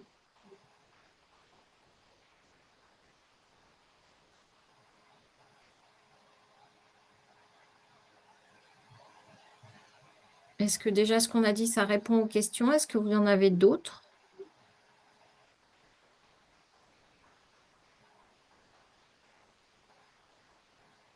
Non. Bon, je continue du coup. Alors, le critère numéro 3, c'est le pilotage, les moyens financiers et l'animation. Donc là, c'est le pilotage cohérent pour la bonne mise en œuvre des actions opérationnelles et partenariales du PAT. Donc là, c'est le niveau 1, je le passe. Le niveau 2. Donc là, c'est au niveau de la gouvernance, pour nous, c'est d'avoir une description précise de cette gouvernance et les preuves de celle-ci. Par rapport à l'animation, c'est vrai que c'est écrit un équivalent temps plein pour l'animation à minima sur 5 ans. Ça peut peut-être faire peur, dit comme ça. Nous, on acceptera 80% de TP et puis que vous écriviez dans votre délibération, dans la mesure du possible, 5 ans, sous réserve d'obtention des financements, par exemple. On se doute bien qu'avec les échéances électorales municipales, notamment, s'engager sur 5 ans, c'est peut-être pas possible à l'heure actuelle. Et par rapport au plan de financement, l'idée, c'est nous qu'on ait une description des subventions que vous avez déjà obtenues, celles que vous avez demandées et celles plus tard dans le temps, prévisionnelles, en tout cas sur les 5 ans à venir. Voilà, qu'on ait que vous ayez et du coup qu'on ait cette vision-là sur votre plan de financement.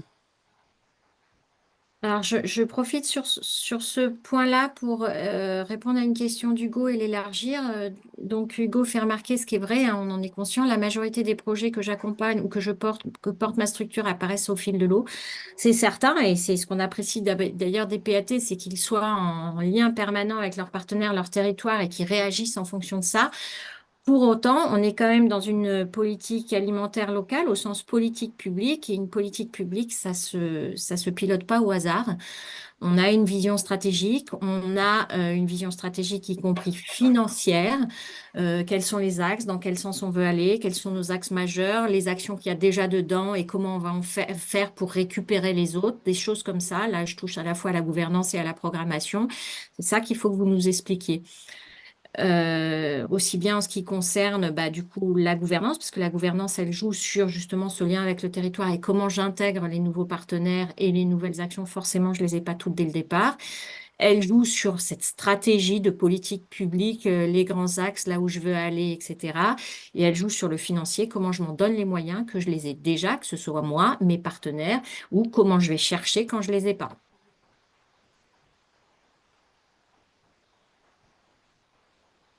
Alors, est-ce que un fonctionnaire territorial peut être éligible à des financements d'État? Non, toujours pas. Alors, attends, il y a quand même des actualités. J'ai posé la question, la DGN, qui va peut-être poser la question. parce que selon les dispositifs, il y a rien d'écrit qui interdit de financer des fonctionnaires.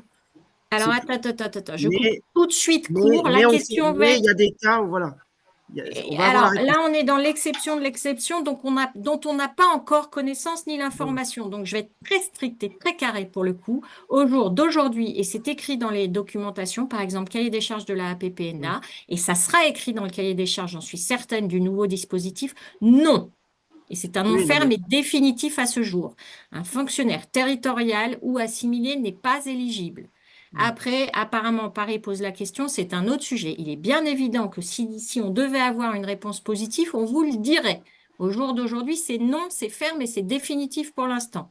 et de toute façon, ça prend du temps. Le temps l'unité de temps d'un service juridique du ministère, c'est 6-12 mois. Donc, on pose la question, Ouais, alors ils nous ce type de répondent. question, c'est plusieurs Voilà. années, hein. Non, mais ils nous donnent une réponse qui est insatisfaisante. On leur repose une question. 12 mois après, on a une précision. Puis on repose la question. Puis 12 mois. Donc, C'est pour ça que 2 je à 3 ans. préfère ne pas mettre de doute, c'est non. Si Voilà. jamais ça change, on vous le dira. Mais là, c'est juste Voilà. pas possible et ça sera écrit, je pense. Et voilà. Après, vous pouvez produire de l'argumentaire pour le ministère de l'Agriculture si vous voulez. Voilà.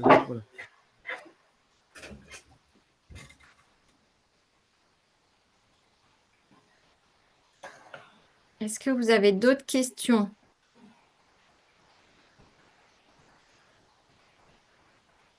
Ben, on peut peut-être continuer, Emmanuel. Oui, on continue. Alors, le critère numéro 4, c'est sur l'évaluation de l'impact du projet. Donc là, c'est un dispositif d'évaluation et de suivi. Au niveau 2, c'est la validation d'une méthode.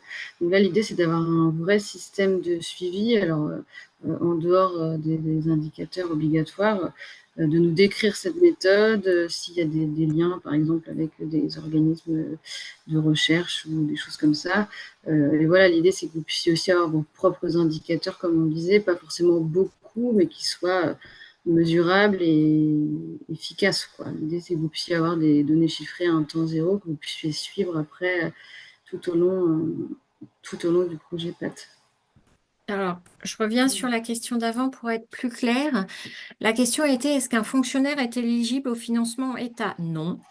Est-ce qu'un fonctionnaire peut, et là on est sur de la future candidature, nouveau dispositif ou de la candidature à la PPNA, j'en reviens à la labellisation, est-ce qu'un fonctionnaire peut être dédié 100% aux PAT? Bien sûr, on apprécie énormément. Là, il ne s'agit pas de le financer, il s'agit de comment on évalue le critère d'avoir une animation dédiée aux PAT. Le fait que ça soit un fonctionnaire, que donc ça soit pérennisé, c'est encore mieux. Donc, il faut Et bien en plus, distinguer le financement du poste et du oui. rôle dans le PAT. Vous pouvez valoriser, hein, par contre.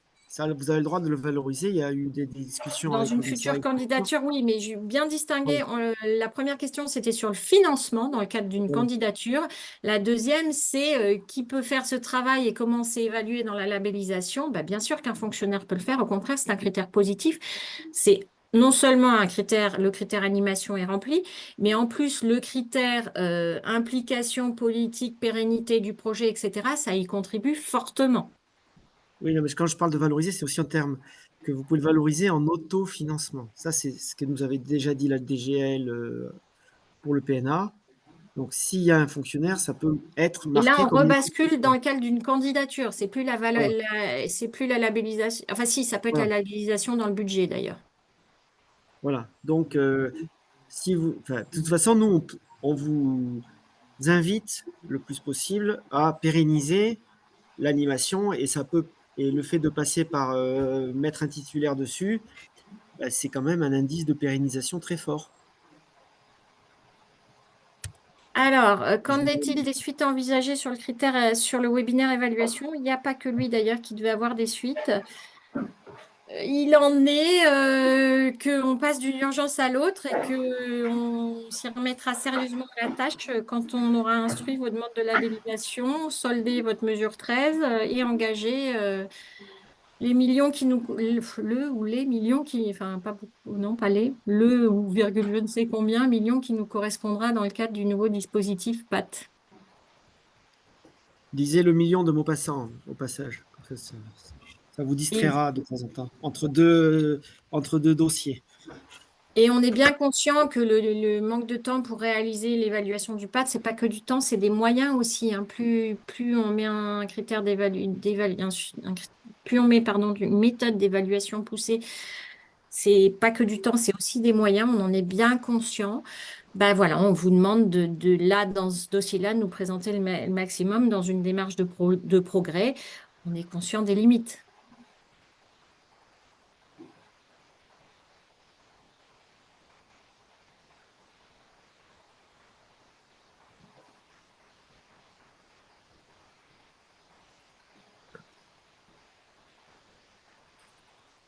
Est-ce qu'il y a des questions d'autres questions sur ce critère numéro 4? Attends, tu as répondu, Claire, sur la question de CC. Je ne sais pas qui c'est. Quoi, Charlotte Coutan? Oui, je viens de Oui. répondre. Oui, voilà, oui, non, c'est ça, oui, non, parce que Oui, c'est bon, Donald. Alors oui, comme on l'a dit, 80% d'OTP, c'est bon. Par contre, nous présentez pas 10, 20 ou 50, ça sera pas bon.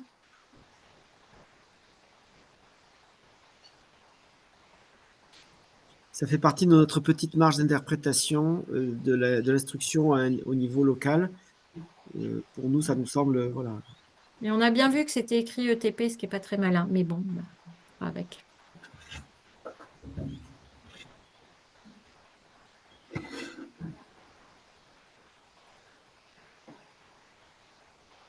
Du coup, on continue. Donc là, c'était le dernier critère.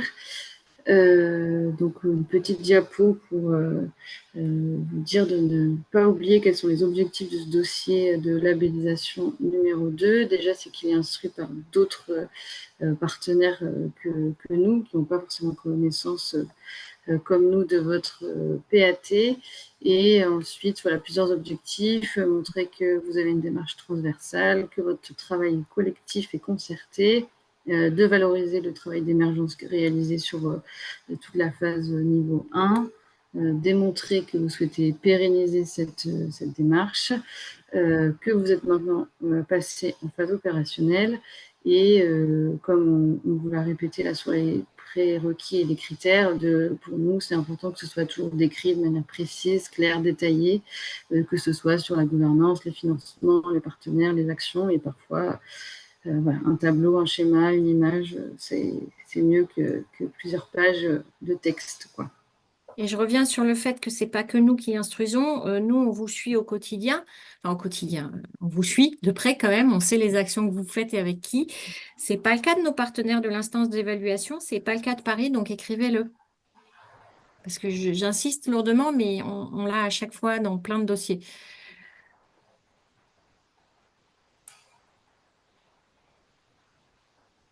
Alors, pour préciser la question, pardon. Donc, c'est une question de Nîmes. Outre les nouveaux critères et prérequis, la fiche de présentation du projet pour le dossier reste-t-elle la même que dans l'ancien modèle? C'est-à-dire, je ne suis pas sûre de la question, si la personne peut prendre la parole. Fiche qui concerne le dossier directement pour le dispositif de reconnaissance, les 15 pages à remplir. Je voulais savoir si les autres parties restaient les mêmes ou si elles changeaient aussi. Grosso modo, je pense que ça sera les mêmes, mais c'est là qu'on est un peu embêté. Ça sera dans des démarche simplifiée et on ne l'a pas. Après, il est logique que ça soit à peu près la même chose, mais je pense que ça paraît. Oui, je pense que ça sera grosso modo la même structuration. Mais là, on a malgré tout une incertitude. Enfin, en tout cas, tout le contenu, vous l'avez déjà dans l'instruction technique. La forme sous laquelle on va vous le demander, bah, ça, pour l'instant, on a encore une incertitude. D'accord, merci. Alors, pour être sûr de bien comprendre, est-ce que le subventionnement est conditionné au fait d'être titulaire contractuel ou au fait d'être rémunéré par une collectivité territoriale? Au fait d'être titulaire contractuel. De toute façon, vous êtes, en tout cas pour les PAT portés par des collectivités, parce que ce n'est pas le cas de tous les PAT, tous rémunérés par une collectivité territoriale. c'est vraiment le fait que vous êtes enfin, que ça soit un poste pérenne, ça va un peu au-delà des titulaires, ou contractuel CDD. Donc, je vous invite, la rédaction, c'est la même que dans, alors je la connais pas par cœur, pardon, peut-être Donald, mais la réaction, c'est la même, enfin, la rédaction précise, elle est dans le cahier des charges de la PPNA. Dans le cas où un fonctionnaire territorial gère, anime un PAT, organisation copie, etc., et un contractuel met en œuvre certaines actions du PAT, animation, etc., alors le contractuel est-il éligible à des financements État? Oui. Alors oui, et si Si on surtout décide de le prendre, s'il est assez prioritaire, etc. Mais oui, dans l'absolu, il peut. vous avez un truc qui est autorisé, qui est possible aussi, c'est par exemple, vous avez un contractuel, un fonctionnaire que vous allez mettre sur le PAT et donc il fera plus ses missions. Quelqu'un qui, par exemple, il était sur le, je sais pas quoi, moi, la gestion des déchets, n'importe quoi, et vous allez le mettre sur le PAT. Le temps qu'il faisait sur la gestion des déchets, il y a bien quelqu'un qui doit le faire. Et vous recrutez un contractuel sur le temps gestion des déchets, vous avez le droit d'être financé pour la subvention du contractuel qui gère les déchets parce que vous mettez le fonctionnaire sur le PAT. Alors c'est un peu acrobatique, mais c'est faisable et on l'a déjà fait. Mais bon, c'est pas la solution à première. Voilà, Oui, on l'a plus ou moins déjà fait, c'est quand même assez acrobatique, hein. Enfin, bon, effectivement, vous pouvez, c'est pas forcément ce qu'on conseille. Quel est notre interlocuteur direct sur le dossier labellisation niveau 2? Il me semble on l'a mis une diapo après, hein, Emmanuel. Oui, On va y venir. Donc, 2 contractuels possiblement financés dans l'absolu, oui. Est-ce qu'on va les prendre ou à hauteur de combien? Ça, je ne m'engage pas. Ça, là, on est dans le cas d'un dépôt de candidature. Oui, vous pouvez en demander 2 ou plus. Bah, ça sera en fonction de notre enveloppe et de ce qu'on considère prioritaire au regard de cette enveloppe, en gros, de l'instruction qu'on effectuera.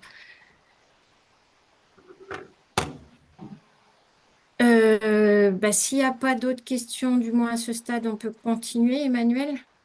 oui. Attends, il y a une question. Antardieu, là. J'ai Non, il n'y répondu, a pas d'autre. Donald, à l'instant. Oui, d'accord. J'étais sur l'autre question d'avance. Non, mais la deuxième question, le contractuel potentiellement financé. Oui, j'ai répondu à Oui, l'instant, Donald. okay. Je n'avais pas compris que c'était ça. Ok, c'est bon. Du coup, là, pour les suites à nous donner, on va vous demander assez rapidement de nous informer par retour de mail aux chargés de mission concernés. Donc, vous verrez après la répartition, d'où se fait ou non de mobiliser ces fameux financements PAT opérationnels. Dès que possible, pour les dossiers qui ont déjà été déposés, de nous faire un bilan non, c'est Claire. C'est Claire de Rome. Excusez-moi, il y a quelqu'un qui a son micro d'ouvert. Merci. Et dès que possible, comme je disais pour les dossiers labellisation niveau 2 qui ont déjà été déposés, de nous faire un bilan des actualisations nécessaires au regard des nouvelles modalités qu'on vient de vous présenter. On vous enverra un tableau comparatif où vous pourrez mettre ce que vous pensez nécessaire à actualiser dans votre dossier. Alors, je vais revenir sur cette diapo et ça me fait faire le lien avec une question qui m'inquiète un peu. La question, c'est au moment du dépôt du dossier, pardon, et dans le plan de financement que nous devrons demander la subvention DRAF. Alors, attention, là, je fais vraiment un gros point d'attention. Il ne faut pas confondre 2 choses qui sont liées, certes, mais séparées, 2 choses distinctes. Vous avez d'une part la demande ou son actualisation de labellisation de niveau 2. À ce moment-là, vous ne demandez pas d'argent et on ne vous en donnera pas.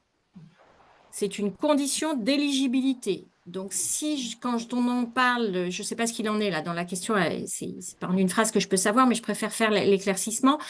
Quand on parle plan de financement, dans la demande de labellisation on vous demande votre plan de financement, c'est un des critères de labellisation. Pour autant, on ne va pas vous donner de sous et ce n'est pas là qu'il faut les demander. Là, on vous demande votre visibilité.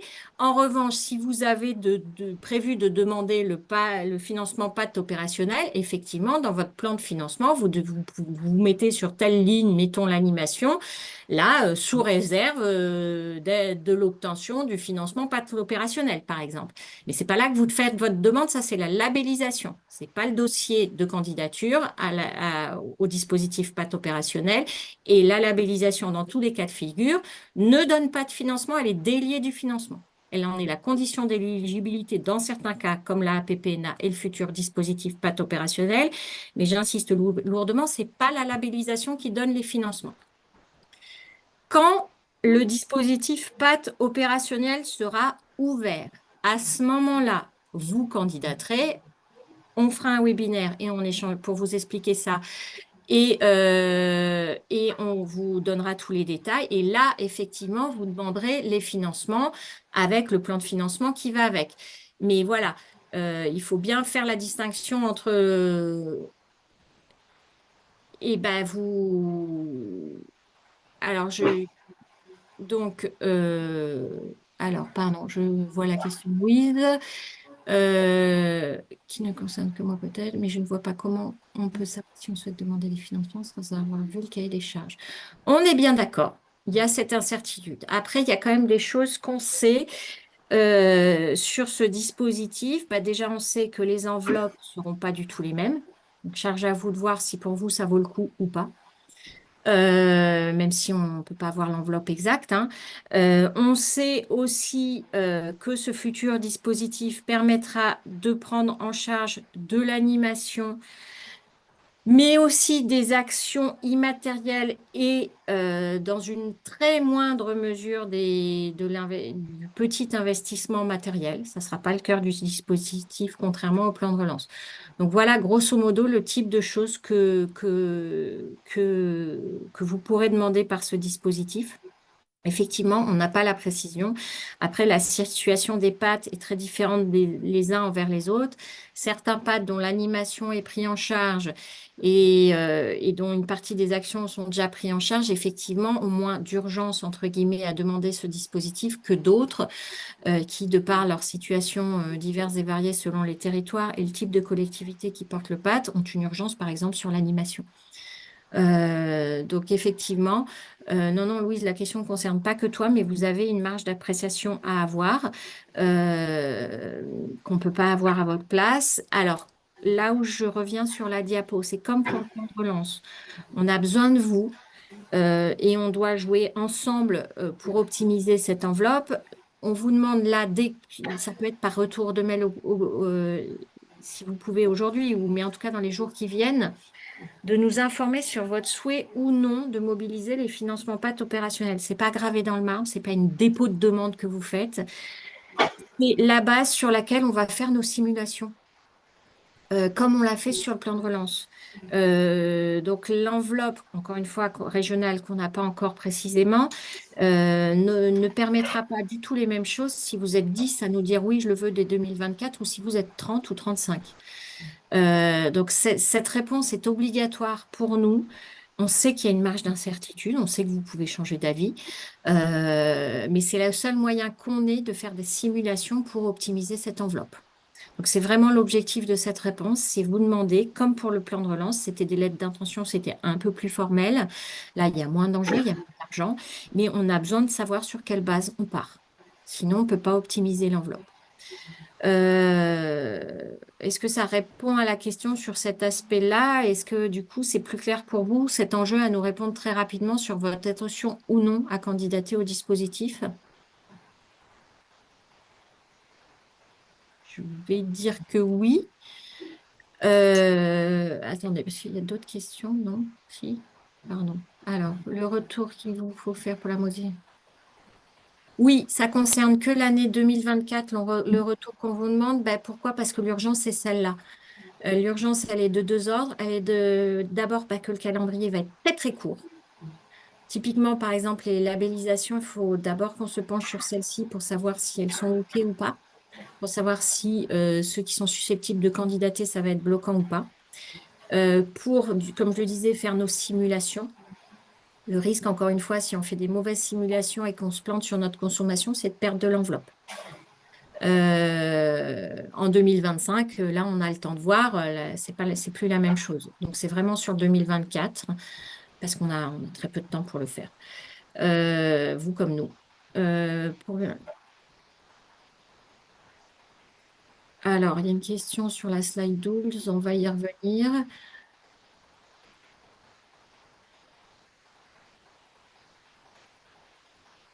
Alors, oui, non, il y a plein de questions, pardon, qui sont remontées.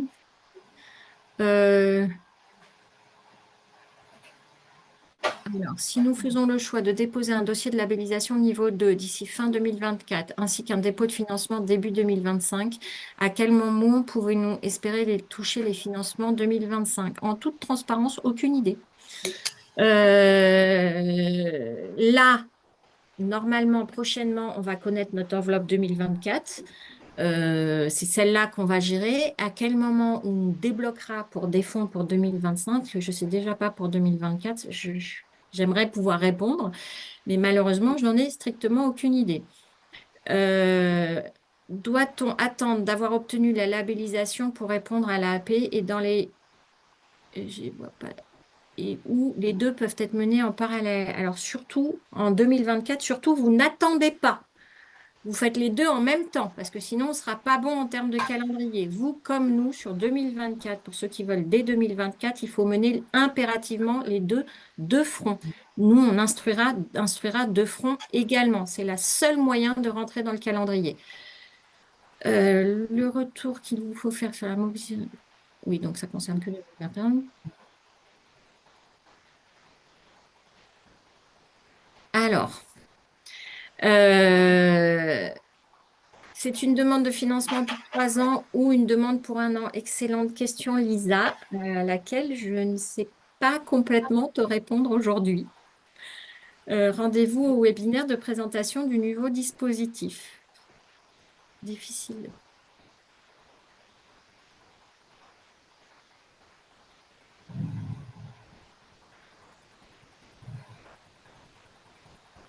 Alors, difficile de prendre une décision tant que le règlement n'est pas sorti. Si pas besoin de financement sur l'animation, il nous faudrait savoir les autres financements pour les actions immatérielles. Actions immatérielles, je ne suis pas sûre que ça soit ultra précis. Autre problème, les budgets 2024 et PCI sont déjà votés. Donc, ajouter des projets avec du cofinancement à l'EPCI est difficile. Il faudra positionner des projets déjà engagés sur 2024, possible même si le projet est démarré. Je ne sais pas répondre à toutes ces questions aujourd'hui tant que je n'ai pas le cahier des charges, malheureusement. On est bien conscient de la difficulté. C'est aussi pour ça, c'est à vous et c'est aussi pour ça qu'on vous demande vos réponses, c'est à vous de juger de l'urgence ou pas d'avoir ces financements. Vous avez bien compris que là, ça va être vraiment à l'arrache. Voilà, c'est à vous d'en juger. Pour l'instant, je ne sais pas répondre à ces questions. Est-ce qu'on a une idée de la temporalité des projets à déposer? Pour l'instant, ce n'est pas complètement défini. Entre 1 et 3, je ne peux malheureusement pas non plus vous répondre aujourd'hui. Non, Donald dit qu'il faut déposer pour 3 ans. Ça, c'est une stratégie qui n'est pas définie. Vous pourrez déposer à 3 ans. Est-ce qu'on vous l'ajoute? Est-ce qu'on vous l'exigera? C'est pas tranché encore. Voilà. Donc, pour 2024, il faut des projets pouvant être achevés. Dernière facture acquittée avant le 31/12. Non. Par contre, vous déposez, on engage en 2024. Le financement pourra courir entre 1 et 3 ans. Encore une fois, question non tranchée. Si l'on choisit de ne pas mobiliser financement PAT opérationnel pour 2024, cela est-il bloquer l'accès au financement pour 2025 et 2026, sous réserve que ces financements soient bien maintenus, ce qui est pour l'instant l'information officielle?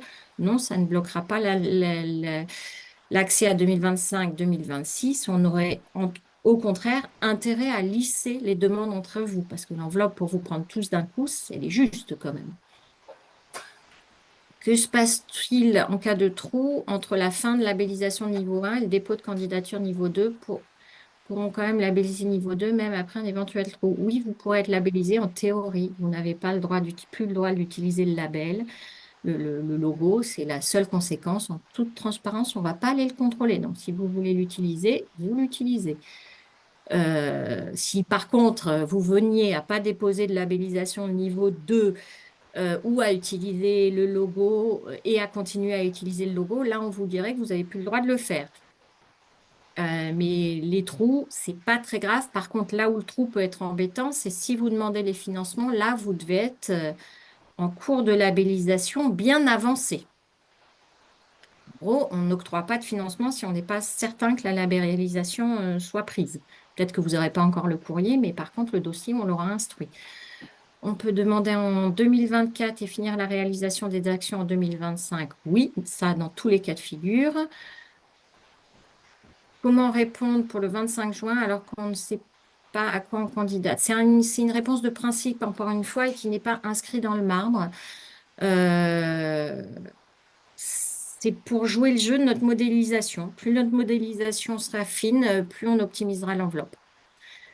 Il faut conseiller de déposer pour 3 ans, mais de prévoir qu'on ne finance qu'une année sur 3 ans. J'en sais rien, Donald, ce n'est pas tranché, ce point-là. 1 ou 3 ans, ce n'est pas tranché. On vous le dira quand on fera le webinaire sur le dispositif. Je reviens par contre à une question que j'ai volontairement sautée pour l'instant parce que je n'ai plus la slide en tête. C'était la slide. C'était la 12, c'était ça? Oui, je pense. Alors, je vais revenir dessus. Celle-ci, la 12.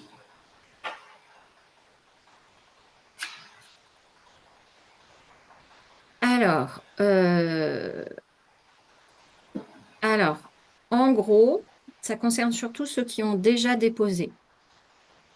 Sur le principe, l'instruction de votre labellisation se fait selon l'instruction technique en vigueur à la date de votre dépôt.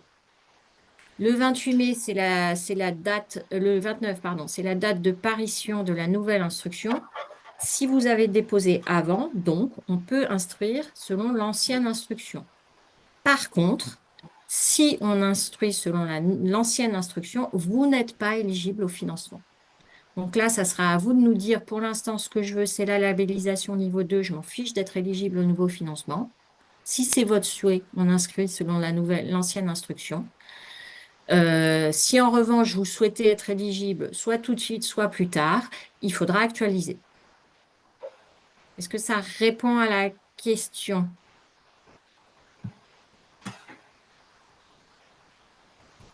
D'accord. Le deuxième point, alors attends, il faut qu'on s'est... Le deuxième point de la dernière diapo. J'y retourne. Attends, Donald, s'il te plaît. Alors, oui, je voulais revenir à ce point-là. Donc, à l'issue de ce webinaire, on va vous envoyer un tableau comparatif. Ce n'est ni plus ni moins celui que vous a présenté Emmanuel aujourd'hui, où il y a un comparatif des deux instructions avec du jaune, du orange et du vert pour ce qui est nouveau dans le texte. Et il y aura une autre colonne à côté vide. C'est un outil de travail pour vous comme pour nous. C'est aussi, et c'est là que je disais tout à l'heure, c'est un travail conjoint. On vous demande, et de toute façon, vous ne pourrez pas faire autrement si vous voulez actualiser votre labellisation. On vous demande déjà de faire votre lecture de l'instruction technique, d'analyser selon vous les points que vous avez, les points que vous pouvez avoir vous avez déjà et que vous serez d'ailleurs en capacité de nous envoyer tout de suite, les points que vous pouvez avoir assez facilement, il faut faire quelques actions, mais vous les aurez, et les éventuellement points bloquants. On peut imaginer mettre une gratte-action comme celle-là. Ça, personne plus que vous la connaissez. Nous, ce qu'on a, c'est votre dossier écrit. On ne peut prendre que ça comme base, vu qu'il faut tout écrire. On a bien sûr en plus une connaissance du PAT, mais qui est par définition moins bonne que la vôtre, notamment quand vous ne nous l'avez pas mentionné, et c'est le cas pour certains d'entre vous. On ne sait pas les actions que vous faites sur certaines thématiques parce que comme elles n'étaient pas prioritaires au regard du PAT, vous ne nous les avez pas dit. On ne sait pas forcément tous les liens que vous pouvez avoir avec d'autres dispositifs parce que pareil, vous ne nous les avez pas dit, etc. Donc, c'est pour ces raisons qu'on vous demande d'abord, vous, de faire ce bilan-là, d'après votre interprétation du texte et d'après ce que vous connaissez le mieux que nous de votre patte. Et bien sûr, après, on a un échange au cas par cas avec vous pour analyser tout ça et en priorité les points bloquants pour ceux qui souhaitent demander du financement pour voir si on trouve ensemble une porte de sortie ou pas. Est-ce que ça répond à la question? Et est-ce que vous avez bien compris du coup l'enjeu de ce deuxième point? Alors ça, on ne vous le demande pas pour le 25 hein, par définition. Il peut y avoir plus ou moins urgence, un pacte pour lequel il est impératif d'avoir du financement en 2024 pour son maintien, bah, faites-le vraiment dès que possible. Un pacte qui envisage de candidater qu'en 2025, il y a beaucoup moins urgence, on peut prendre le temps de le faire. Et si ce pacte a déjà déposé et que, en attendant, pour d'autres raisons, il a quand même besoin, quand je dis pour d'autres raisons, c'est pas juste pour utiliser le logo, mais par exemple pour des raisons politiques, il a besoin d'afficher labellisation niveau 2, il nous le dit, on traite dès qu'on y arrive. Selon l'ancienne instruction technique, dans ce cas-là, si c'est déposé avant. Juste, parce que j'ai eu un message qui me montre qu'il y a une information qui visiblement n'est pas passée à tout le monde. Pour bien que tout le monde soit au courant, le carrefour des PAT à Tours est annulé. Parce qu'apparemment, il y en a qui n'étaient pas au courant. Voilà, donc, Alors la question, donc toujours la même, 1 ou 3 ans, je ne sais pas au jour d'aujourd'hui. Et il sera peut-être dissocié le fait que vous candidatiez sur 3 ans, mais qu'on vous finance sur 1 an ou 2. Ou, enfin, ça, tout ça, c'est pas tranché aujourd'hui. Donc, rendez-vous au webinaire de présentation du dispositif quand on le fera. On le fera bah, déjà dès que le dispositif est sorti, avec quelques jours de réaction de notre part. qui peut le plus, peut le moins. Donc, moi, je vous encouragerai personnellement à déposer pour 3 ans. Ouais, sauf que En quand on a 2 envisageant mois pour 1 pour an. faire un dossier, on n'est pas forcément en capacité de 2. Est-ce que l'on pourra avoir ce diaporama pour commencer à faire le bilan? Bien sûr, et donc on va vous envoyer le tableau comparatif aussi comme outil partagé. Quel délai approximatif à partir de la date de dépôt pour l'instruction d'un dossier de labellisation niveau 2 qui serait rédigé selon la nouvelle instruction technique? Sincèrement, là aussi, ça va être une réponse, et je m'en excuse pour ceux que ça pénalise, entre guillemets, parce qu'il n'y a aucun impact budgétaire, encore une fois. On va prioriser, et vous le comprendrez bien, aussi bien dans une optique d'optimisation de l'enveloppe qui concerne tout le monde, hein, parce que cette enveloppe, il faut qu'on la préserve pour les années ultérieures, et d'urgence des uns et des autres, on va prioriser les dossiers qui ont besoin, une urgence à avoir le financement. Et lisser en fonction de notre charge de travail. On a maintenant une équipe renforcée, mais qui doit monter en compétence sur le reste. Donc, voilà. Mes excuses si on n'est pas assez rapide, mais on va faire au mieux. Ce sera des AAP annuels. Ben, ce n'est pas défini encore. Oui, de toute façon, a priori, je ne pense pas m'engager trop en disant qu'il y a un annuel. Mais voilà, les modalités précises, on ne les a pas encore. Échéance de la AP 2024 prévue pour septembre, ben, j'en sais rien. Idéalement, il sortait cette semaine. Il ne sortira pas cette semaine. Jusqu'à quand on va vous donner, je ne sais pas non plus. Je pense qu'on essaiera de mettre le calendrier le plus long possible pour optimiser l'enveloppe, un peu comme sur le plan de relance, mais que probablement, plus vous déposerez tôt, mieux ça sera. C'est bien flou ce que je dis, mais voilà.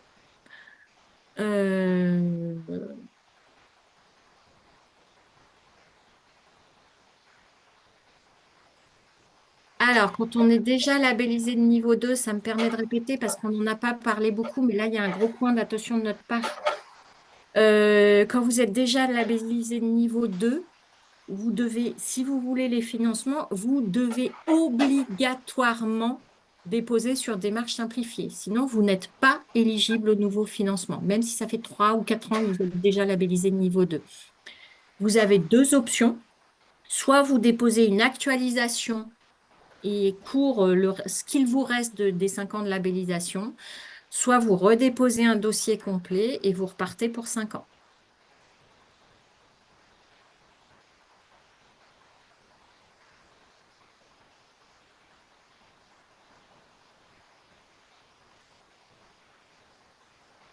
Est-ce que vous avez d'autres questions? N'hésitez pas à prendre la parole directement.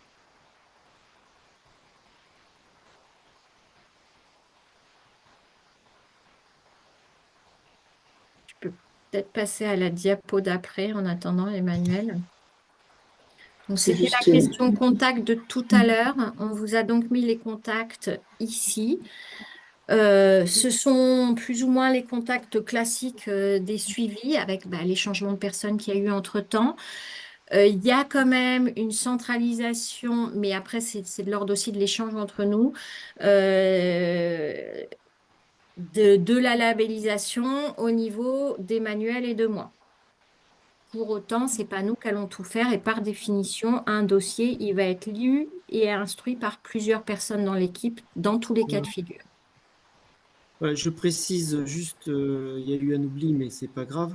C'est qu'on est en conjoint, Donald, enfin moi et Emmanuel, sur l'Aveyron. Ah, mais c'est marqué, oui. Parce que Oui, c'est écrit, mais c'est bien de Oui, le oui, c'est préciser. écrit. Voilà. C'est dans le cadre de l'arrivée nouvelle d'Emmanuel et d'un transfert de compétences. Pardon.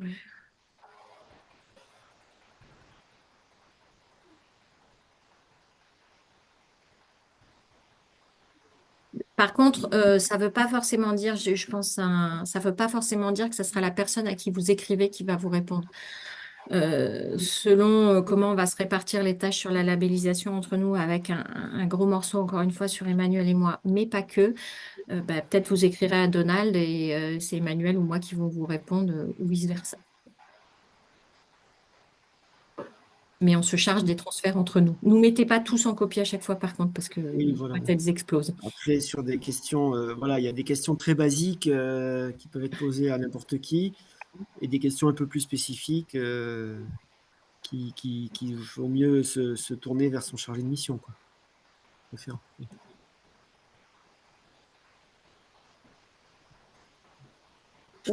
Oui et non. Alors oui, de fait, c'est surtout Emmanuel et moi qui centralisons les labellisations, qu'elles soient de 1 ou de 2 d'ailleurs. Mais bon, par principe, adressez-vous à votre chargé de mission, il fera le transfert parce que tout ce qui est question dont on connaît déjà la réponse, c'est votre chargé de mission qui répondra. Quand il y a des questions plus spécifiques, des enjeux de calendrier, etc., là, ça ne sera pas forcément votre chargé de mission qui répondra. Et petit cas spécifique, c'est pas la fin du monde si vous ne le suivez pas, mais vous nous facilitez la tâche. Ce qui est réponse de votre intention à candidater, là, répondez à Emmanuel et moi.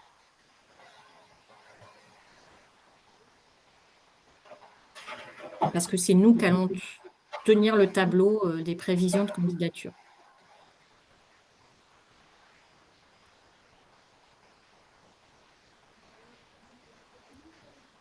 Est-ce que vous avez d'autres questions?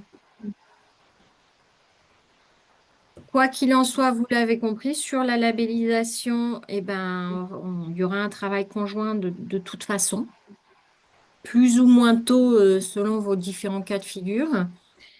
Et sur le nouveau dispositif, dès qu'il sort, on revient vers vous.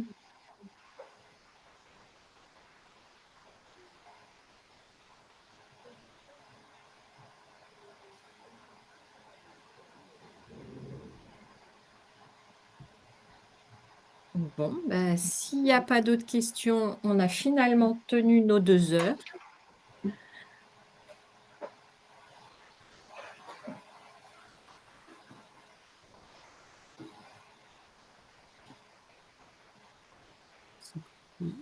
Oui, on a reçu un courrier officiel. Ce n'est pas une question, Donald, c'est une réponse. Oui. Merci à tous et à très bientôt sûrement du coup.